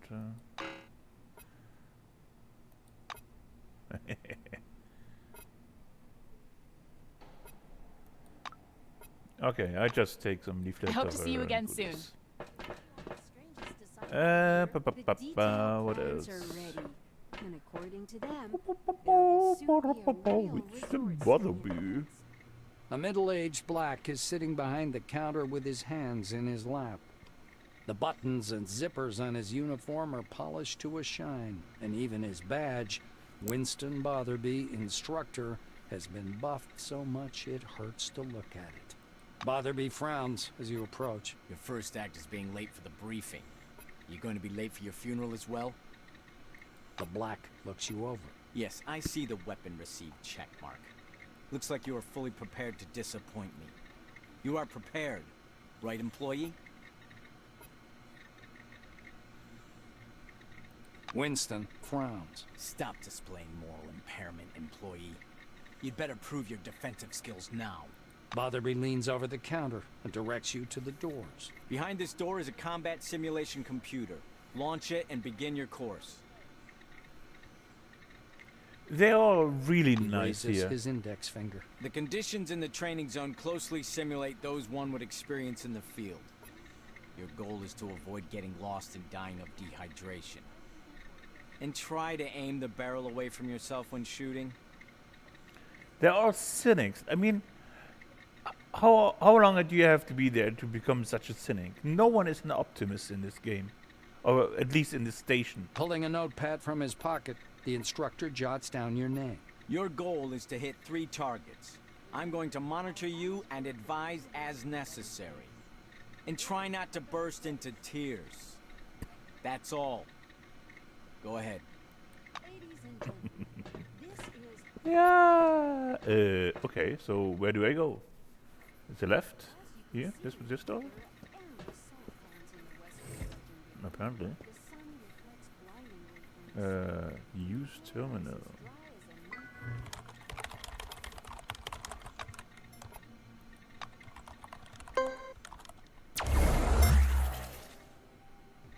Okay, that's where I am. Okay. What's this? Training hologram. Okay. Do they have... Alright. And what's this? Thunder electric mine.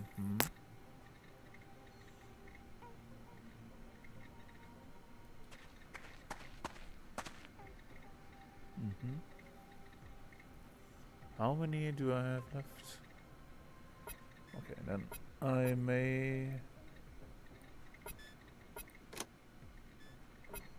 Oh, okay, I don't have enough action points left. Okay, I don't. Okay. Let's just stay here.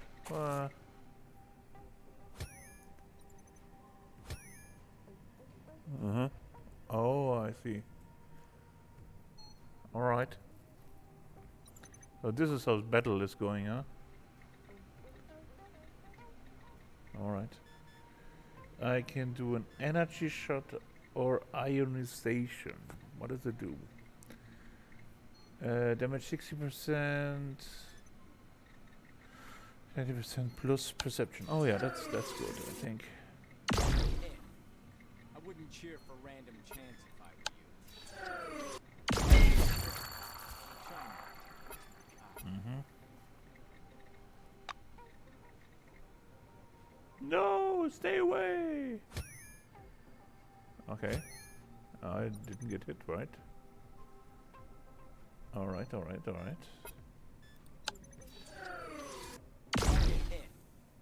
wouldn't cheer for random chance. Try not to get too cocky.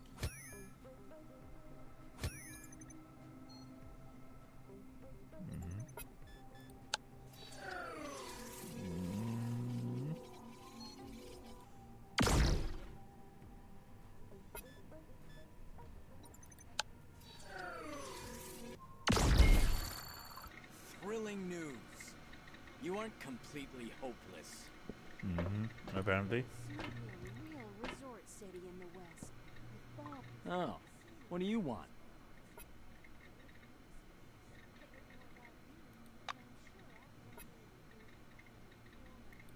Botherby nods grandly. You made it through training without making a total fool of yourself. Congratulations. I'll send a report up the chain about your completely unanticipated success. You're dismissed, employee. Ladies Right. and gentlemen, this is the Dome from the inside. With me, Victoria LeGrand. Something else I need to do? Right, so this is saved. Oh, this is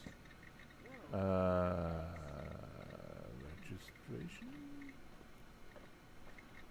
Huh. What do I do here? Did I just go full circle? Is this possible that I just went around? Who are these people? Ivan, Butch. Oh, it's their bunk beds. Alright, okay. Nelson Cunningham. Hey, you're Whoever at it this again, is. ass. Okay, you got me, Butch. Oh, hello there. Habits. You know that. Shall we? Hi, feeling good, huh? It's a professional interest. No, Butch is right. Boxes. What a thing to say. Boxes. These are coffins. He approaches one of the containers. These are the best coffins I ever seen. There's a window to look at on the dead. When I open and close it, can do. There is a latch and a stop. The lid from falling. Alright, technology.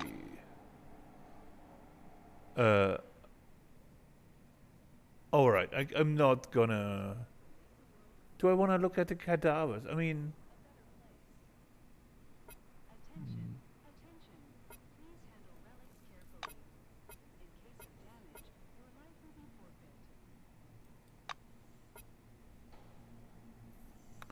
This must be remained from a soldier.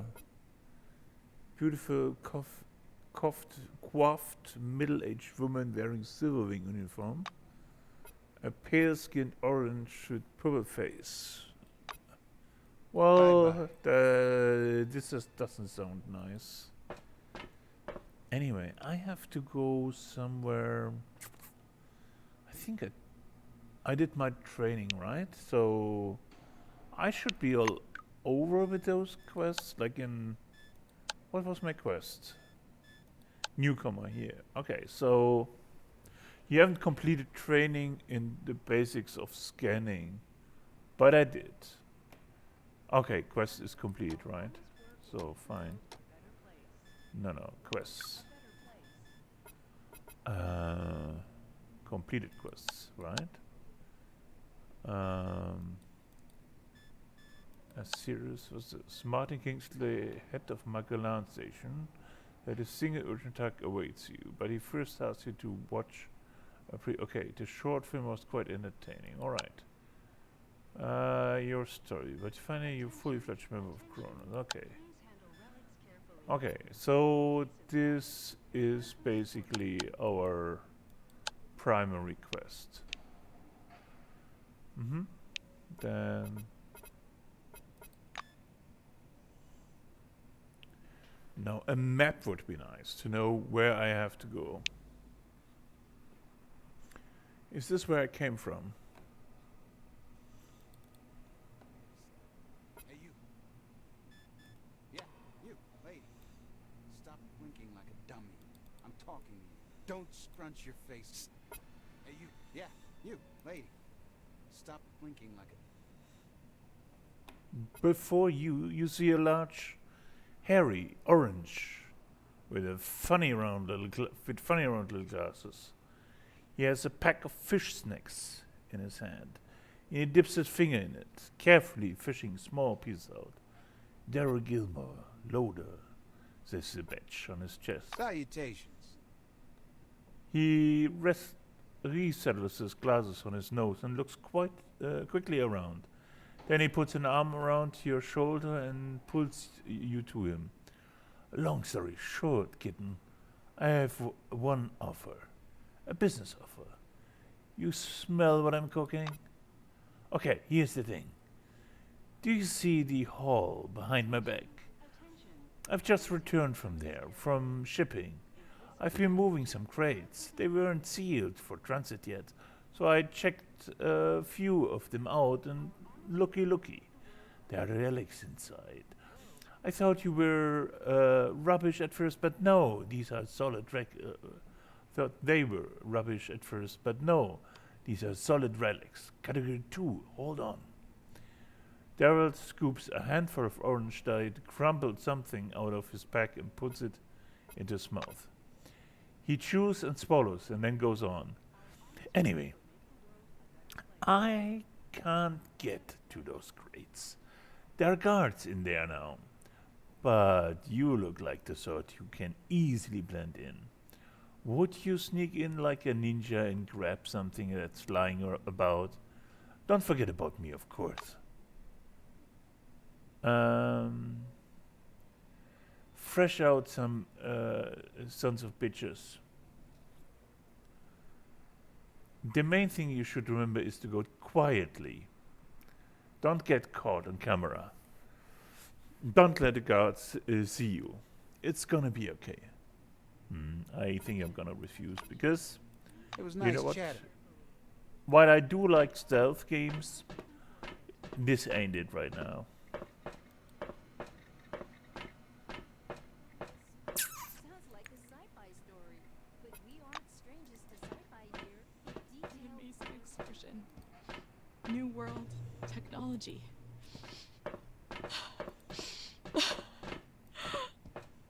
Why now it's classified as Group 2. They bring such cool stuff from Nashville.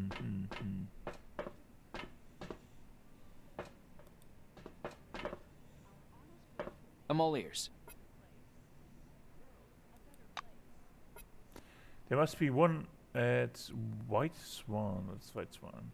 An ambitious scientific cluster project facilitating experimentation with the forefathers' most advanced technology. At the moment, White Swan is the only research station under the dome inhabited and operated exclusively by scientists. He gives me a friendly smile. He really enjoyed telling you that. Oh wait, can I go now? Is this now still blocked? Very blocked. Okay. Right. So now Quentin Bisley. He was the guy that was in my elevator. Oh, I think both of them were. They are still waiting for the bus. While I move on to go to this tractor here. What's this here? Let's see. Why do you hate me so much? What did I ever do to you? Let's save the drama. Where's the cargo manifest? I know what it is. I know it came from Campbell, but I can't accept the cargo without the manifest. I'm listening. A tall and beefy Silver is puffing on a cigar. He examines you keenly, like he's trying to remember your face. The lettering on his badge says Ulf Knudsen. The hangar and first floor of Concord are restricted areas requiring special permission. Please leave the area. He raises his hand and points to a sign plate on the wall. I hope to see you again soon. Who's this guy then? I'm listening. A blue in faded uniform stands leaning against the dusty orange door of the tow truck. His badge says Todd Gasparian. What do you want? I've tried again and again and to explain to him. I say, show some understanding, but he just digs in his heels. He says, you're not allowed without papers. Well, at least I'm allowed to be in and out all day, right? There's a storm out there, by the way. Real terror is apparent at Todd's sunburned face. To where? Nashville? In this weather? I tell you, they must have gone completely... there's no point in this. Their papers are more important than people. See? He awkwardly claps you on the shoulder, then leans in closer and whispers, take care of yourself on this road. A dome storm is not for nothing. And another thing, while in Nashville, take care too. There are rumors. See ya.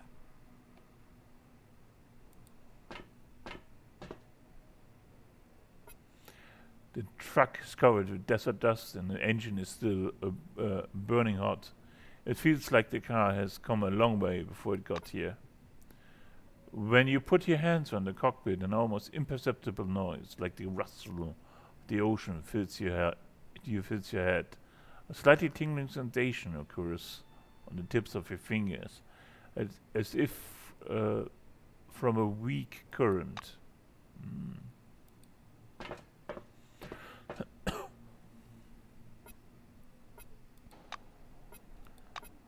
In the interior of the car is upholstered in grayish blue. Empty cans of soda perch on the slightly scuffed seats.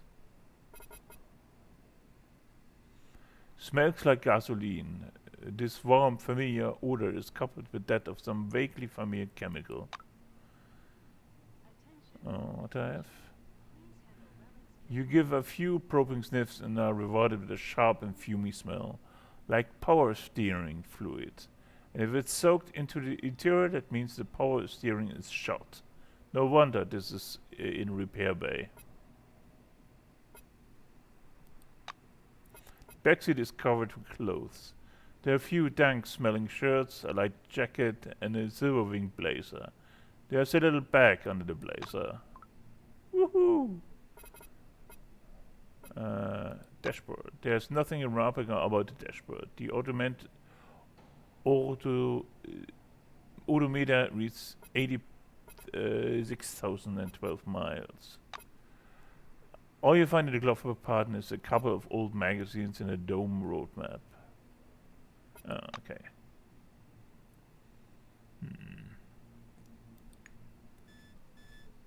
Alright. What do we have here? That insect on trailer. Oh, that insect.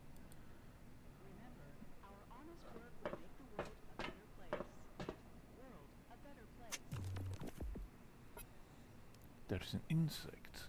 There's a huge, disgusting dead insect lying on the cargo trailer. It most closely resembles an ordinary cockroach. Yellow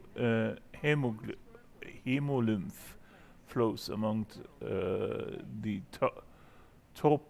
tarpaulin's folds and mixes with the acid, leaving bleach stains on the cloth.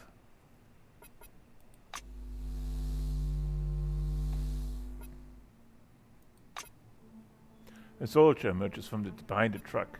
His black uniform is dusty. He looks at you intrigued. White Wing, right? Look, what a beauty we caught near the swan.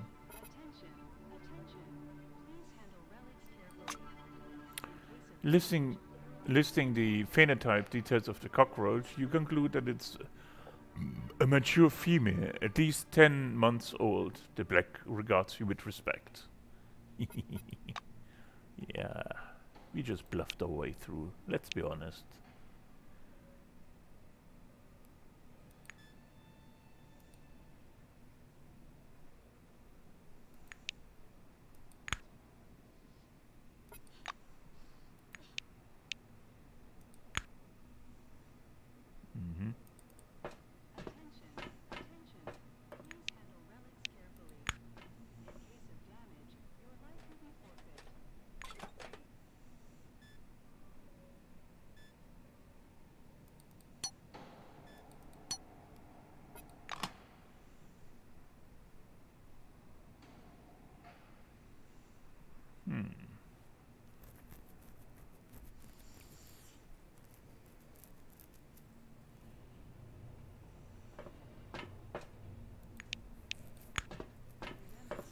We find a few little scraps. Maybe you can build something later or fix something later.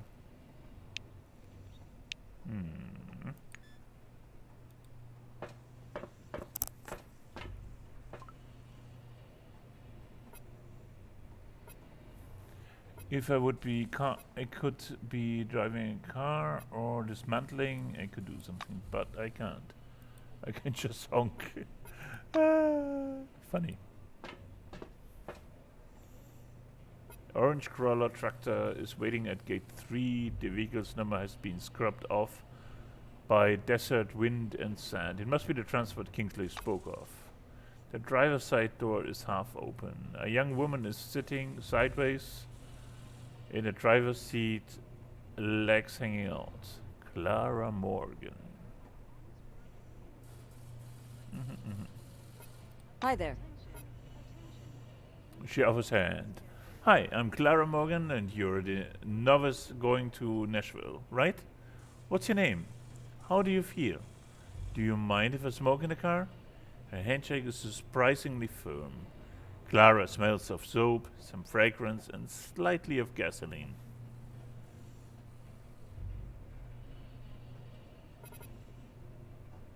We are polite if you introduce ourselves. She smiles. Glad to meet you too. How did you like the load capsule and the funicular? I've got nuts. You want some? Or candy? Oh, I've got chocolate-covered fruit. Try some.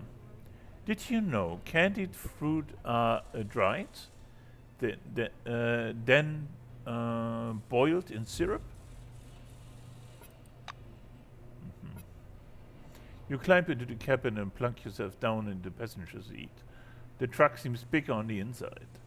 A wooden rosary is hanging from the driver's mirror. The radio murmurs quietly. Let's lean back. Oh, what if we had heavy duty driving? We could drive ourselves probably. But no, we lean back in our chair. She slams the door. Now we going then? She'll probably go now. And the roads are bad, very little asphalt, dirty tracks mostly. God willing we get there before the storm hits. Mind if I turn the radio up a bit? Do you like music? Blues, gospel? I, for instance, like... You can't make out exactly what Clara likes. The roar of the engine smothers the rest of her sentence, and the truck lurches into motion.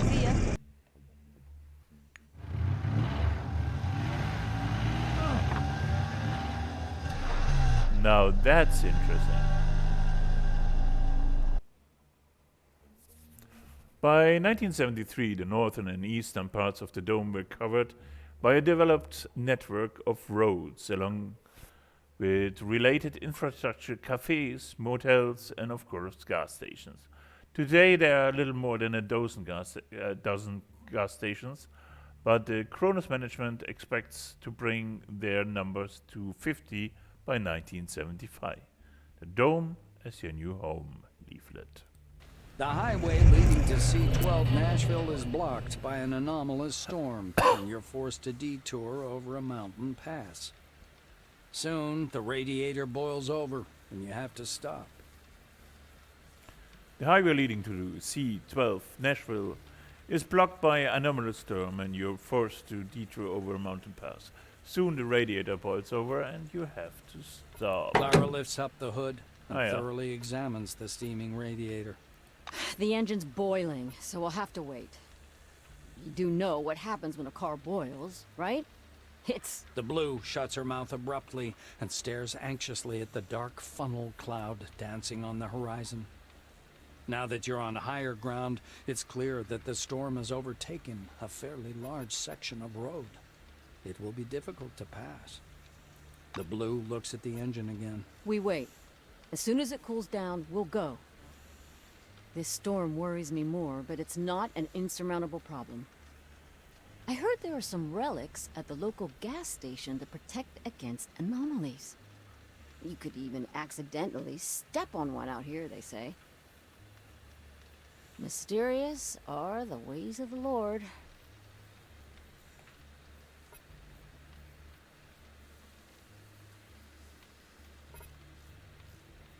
Morgan thinks for a moment. It's a combination cafe gas station called Roadside Picnic. Never been there myself, but there's something off about it. There are several anomalies around there and weird relics. Supposedly, machines and structures decay much faster than they should in that area. But maybe that's just a story.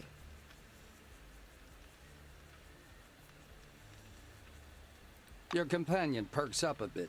She seems to be interested in this subject. This place is registered as a resource anomaly zone. Do you know what that is? It's when the relics mined there have been studied and deemed useful.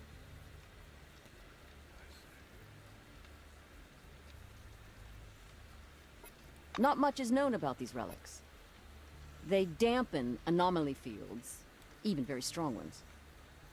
They're also found in other parts of the dome. They're known as bronze apples or aluminum apples. I don't remember, but something like that. The Blue looks at the storm once more. There have been more and more of these lately, and they're getting stronger. I personally think it's divine judgment for how we've squandered the riches under the dome. She sighs and squirms. I knew people who got caught in one of those storms. They blow up so fast, there's no chance to get away. God rest their souls. The Blue makes the sign of the cross.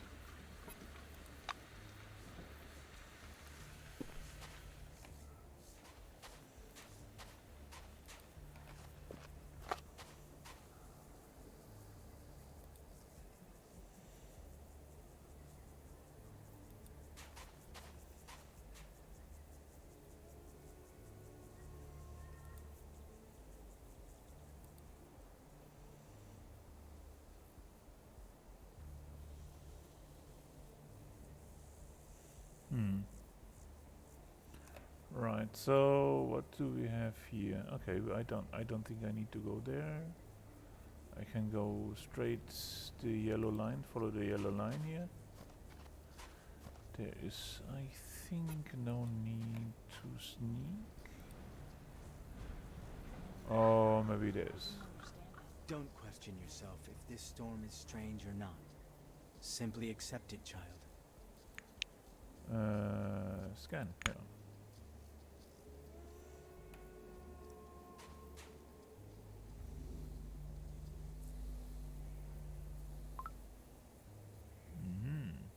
Experience points. Delicious experience points. Fuel barrel, okay. Water, What's that? Okay, just an old car. And maybe we just enter and see who's available. Who's there? Hell goes there? Come on in.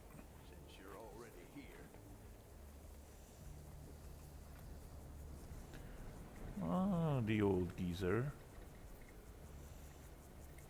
Aaron Melville. A weird, scruffy old man with a matted beard is sitting in front of the checkout terminal. The badge on his blue jumpsuit is long since bleached away. The name Aaron Melville is written there in black marker. With a groan, he picks up a magnifying glass and, peering through it, begins poking at the keyboard with one knobby finger. The computer plays a short tune. Checkmate, the system declares.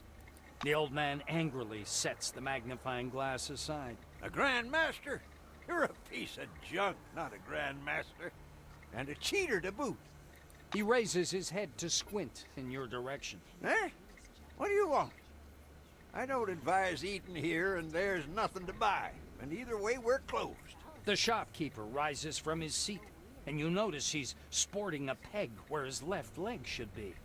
The old man sniffs, annoyed. Get some noodles from the vending machine there. I told you we're closed. There aren't any deliveries. How should I know? They came in and sat down. Ask them yourself. The old man grumbles. The old man throws up his hands with a scowl. Then go fix it. Melville reluctantly points a crooked finger at the front door. Go out there and walk over to the gas station. Go down to the basement. There's an anomaly, a tree. It's glowing. And there are some golden thingies hanging off it. We make special devices from that fruit called anomaly protectors. Should one be laying around on the floor, go grab it, then put it in the truck and bug off to... where was it you was going to? That's where you bug off to. The blue starts slapping the pockets on his overalls. After a little digging, he pulls out a little key on a shoelace. Only take the device, you hear? It's company property. I should be charging you myself, as a matter of fact.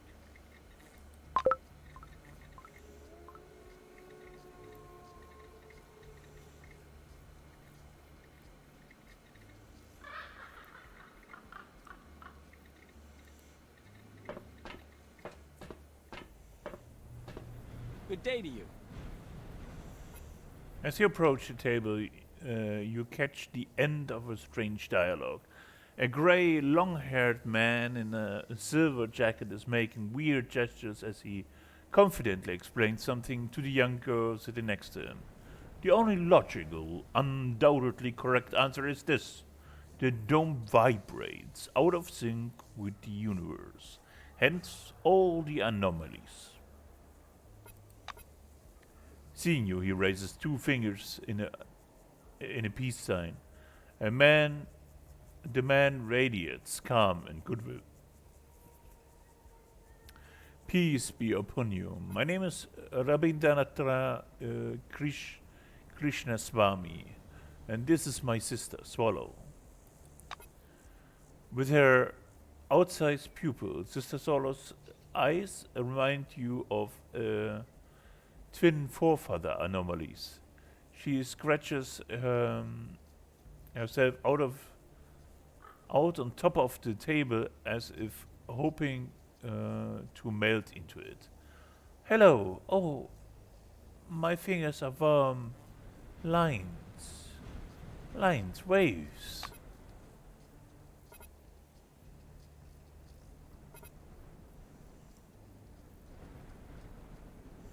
I'm sorry, when I feel good, I like to share with my neighbor. Okay, perception or medical? I think medical perspective.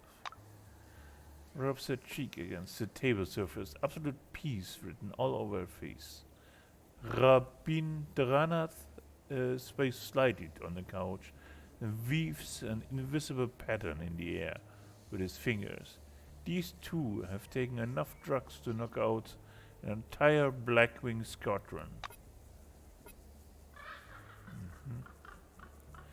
Having guessed what you're thinking, the silver gives you a tricksy smile. Well, consciousness doesn't widen itself. You have to help it along. It's very good for deep spiritual discussions, you know.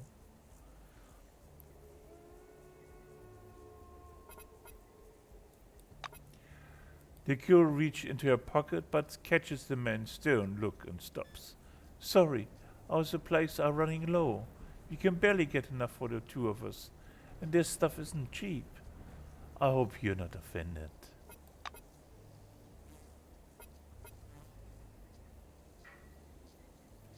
Sure, no offense taken. Say you don't need much, and in turn they get to enjoy your company. It's very wise, Solo. Would you share? The girl winks and gives you a couple of blue pills. Airplane. It will make you go a-flying. Krishna Swami reaches under the table. It occurred to me just now that I brought Utah Jones with me. Have you heard about him? Oh, I read some selected quotes about aloud. Join us and listen if you wish. Why should we depend on rational knowledge? Reason leads us up a blind alley over and over again. There are only two true paths to knowledge. Mystical epiphanies and my books. Right. What has reason ever given us anyway? As you well know, 2 + 2 = 4. The earth goes around the sun, and you should wash your hands before you eat. That is true. And that means everything else in this book is also true. Cyborgization of the soul with assistance from machine elves from another dimension is our only chance to reach exo-nirvana. Wow. These so-called mentally healthy people can't count on ascension, even with help from the forefathers' UFOs powered by the energy of the lower chakras. I pity them.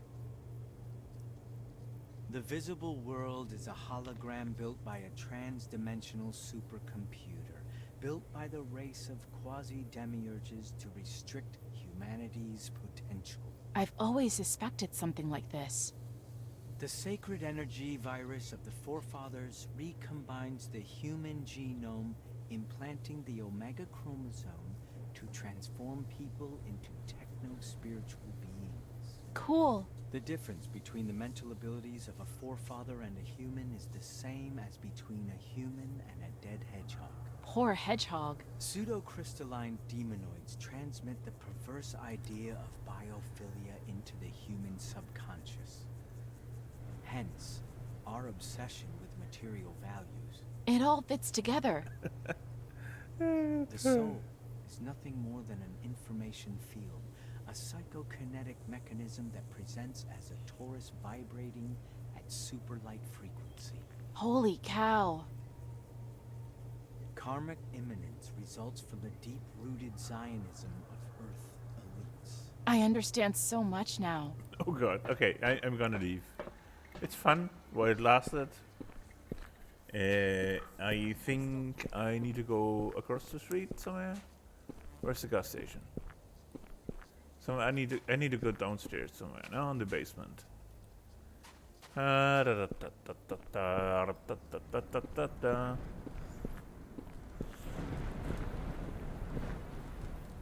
Let's go over there. I wouldn't go in there if I were you. Dead-end job.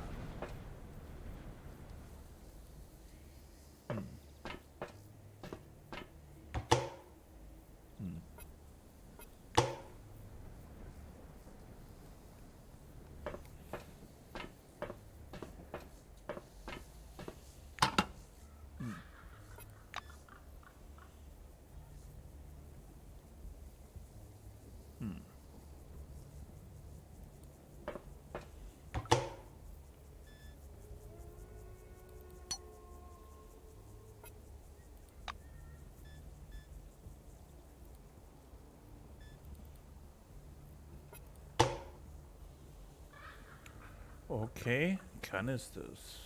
Supply barrel. Nothing found.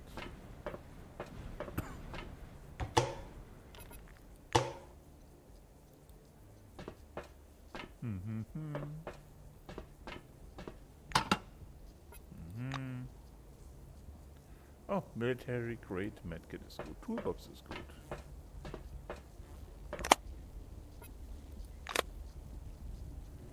Toolbox.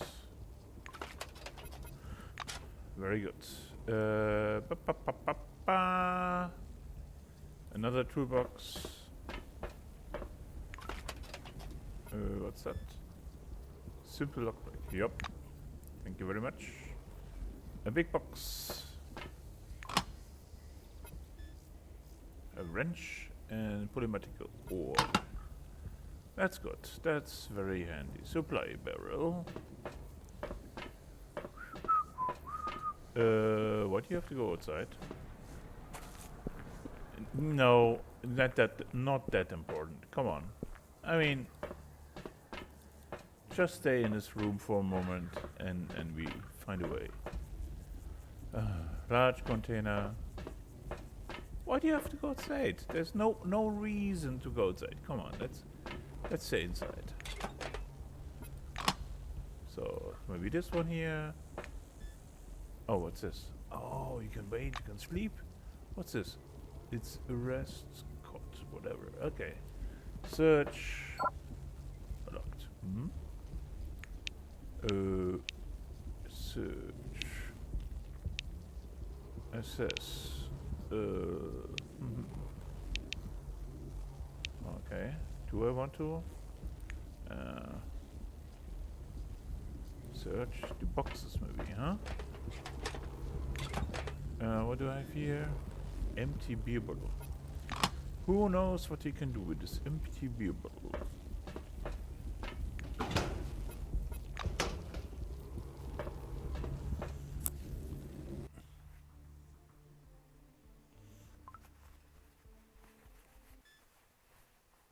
What is a house if not a fortress? This good old concept came to its logical conclusion in the 60s when they first began to construct bomb shelters under private residences en masse. I never believed that nuclear war was inevitable, but people need to feel safe, right? The dome's discovery in nuclear war is yesterday's news. Aliens are the new topic. The shelters being built now are a precaution against the second coming of the forefathers. An hour with Mike Wolf, a radio broadcast. Ooh, anomalies. So I think I activate sneaking. Because then I don't accidentally run into things.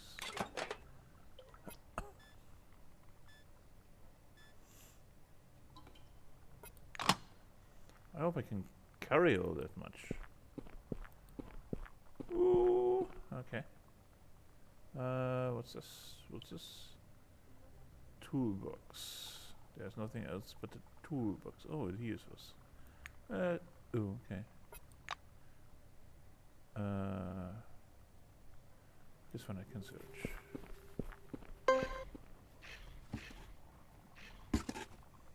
Oh, what's that?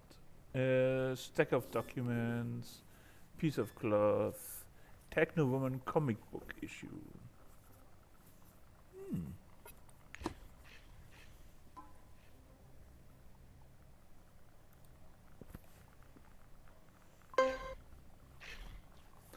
What the frack? What's this? Disfigured.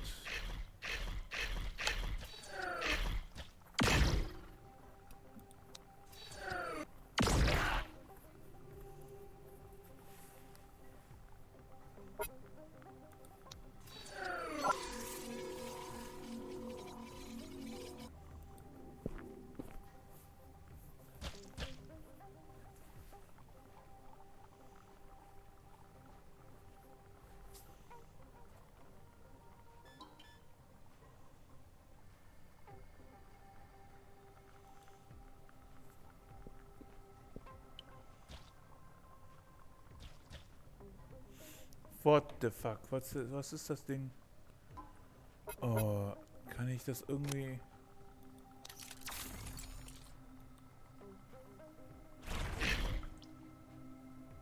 Deep growl, okay. Was macht das hier eigentlich? Every 6 seconds. Nee, percent here precision. Not enough action points. Okay, that's not good. Kann ich noch irgendwo hingehen?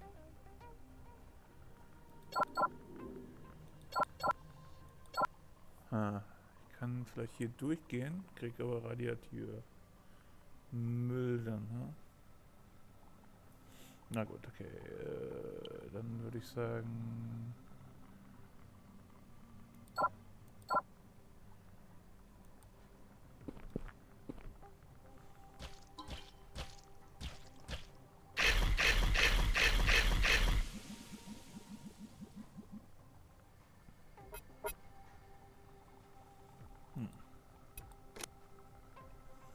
Kann ich das toxic corrosion, suspect something, unshaken resilient,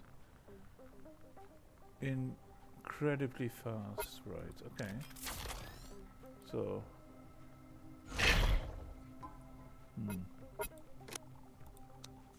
I have no clue if this is... Oh, out of ammo. Okay. Now I only... What can I do? Nothing, right?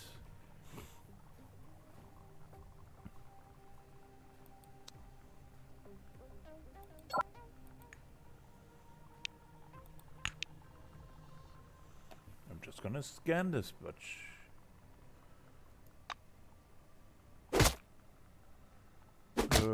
Okay. That's not good.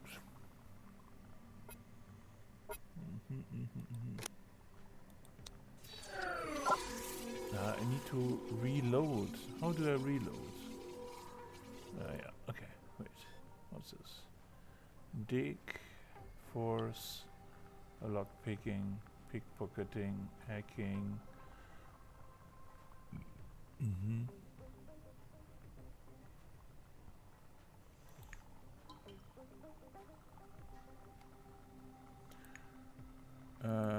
Is there no...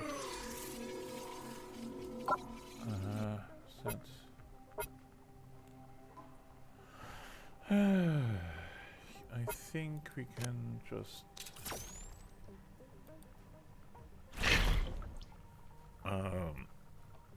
This is not good. I think we're not gonna make it. We're not gonna make it.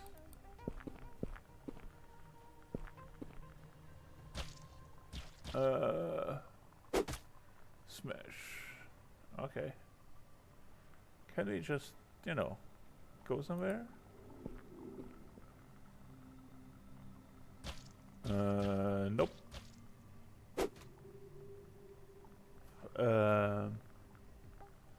Oh, I think I need... Can I hear something here?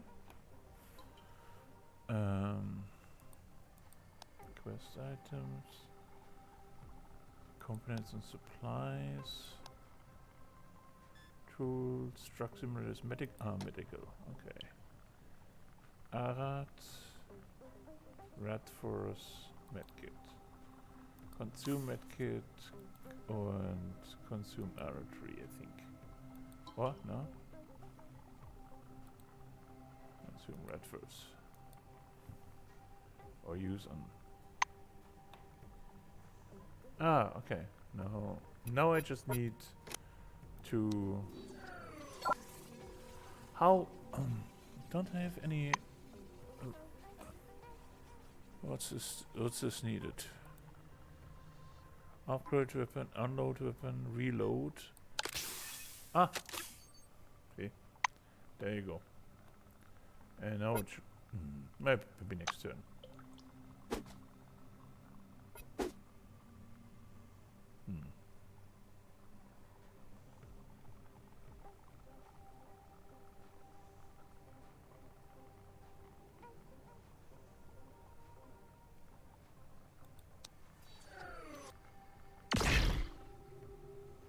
Okay.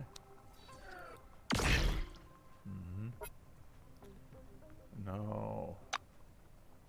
I really should have snuck. There's really no point in attacking Oh, why did I do that? Why did I do that? I'm gonna die. Right. Anyway.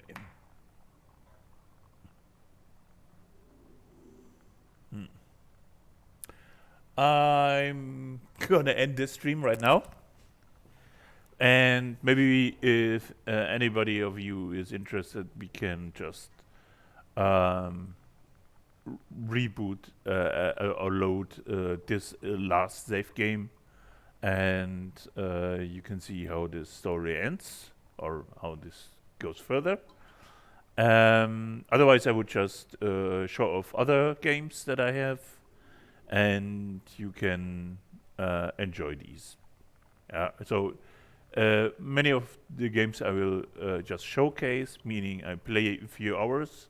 So to introduce the viewer, the audience to a new game, and if you like it, you can buy it, you can play it yourself.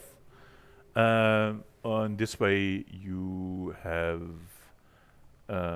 just an understanding how that works. But it's not. I'm not a completionist. I'm not gonna show off all the game. I'm just showing. This is a great game. I think you might like it. If you like it, buy it.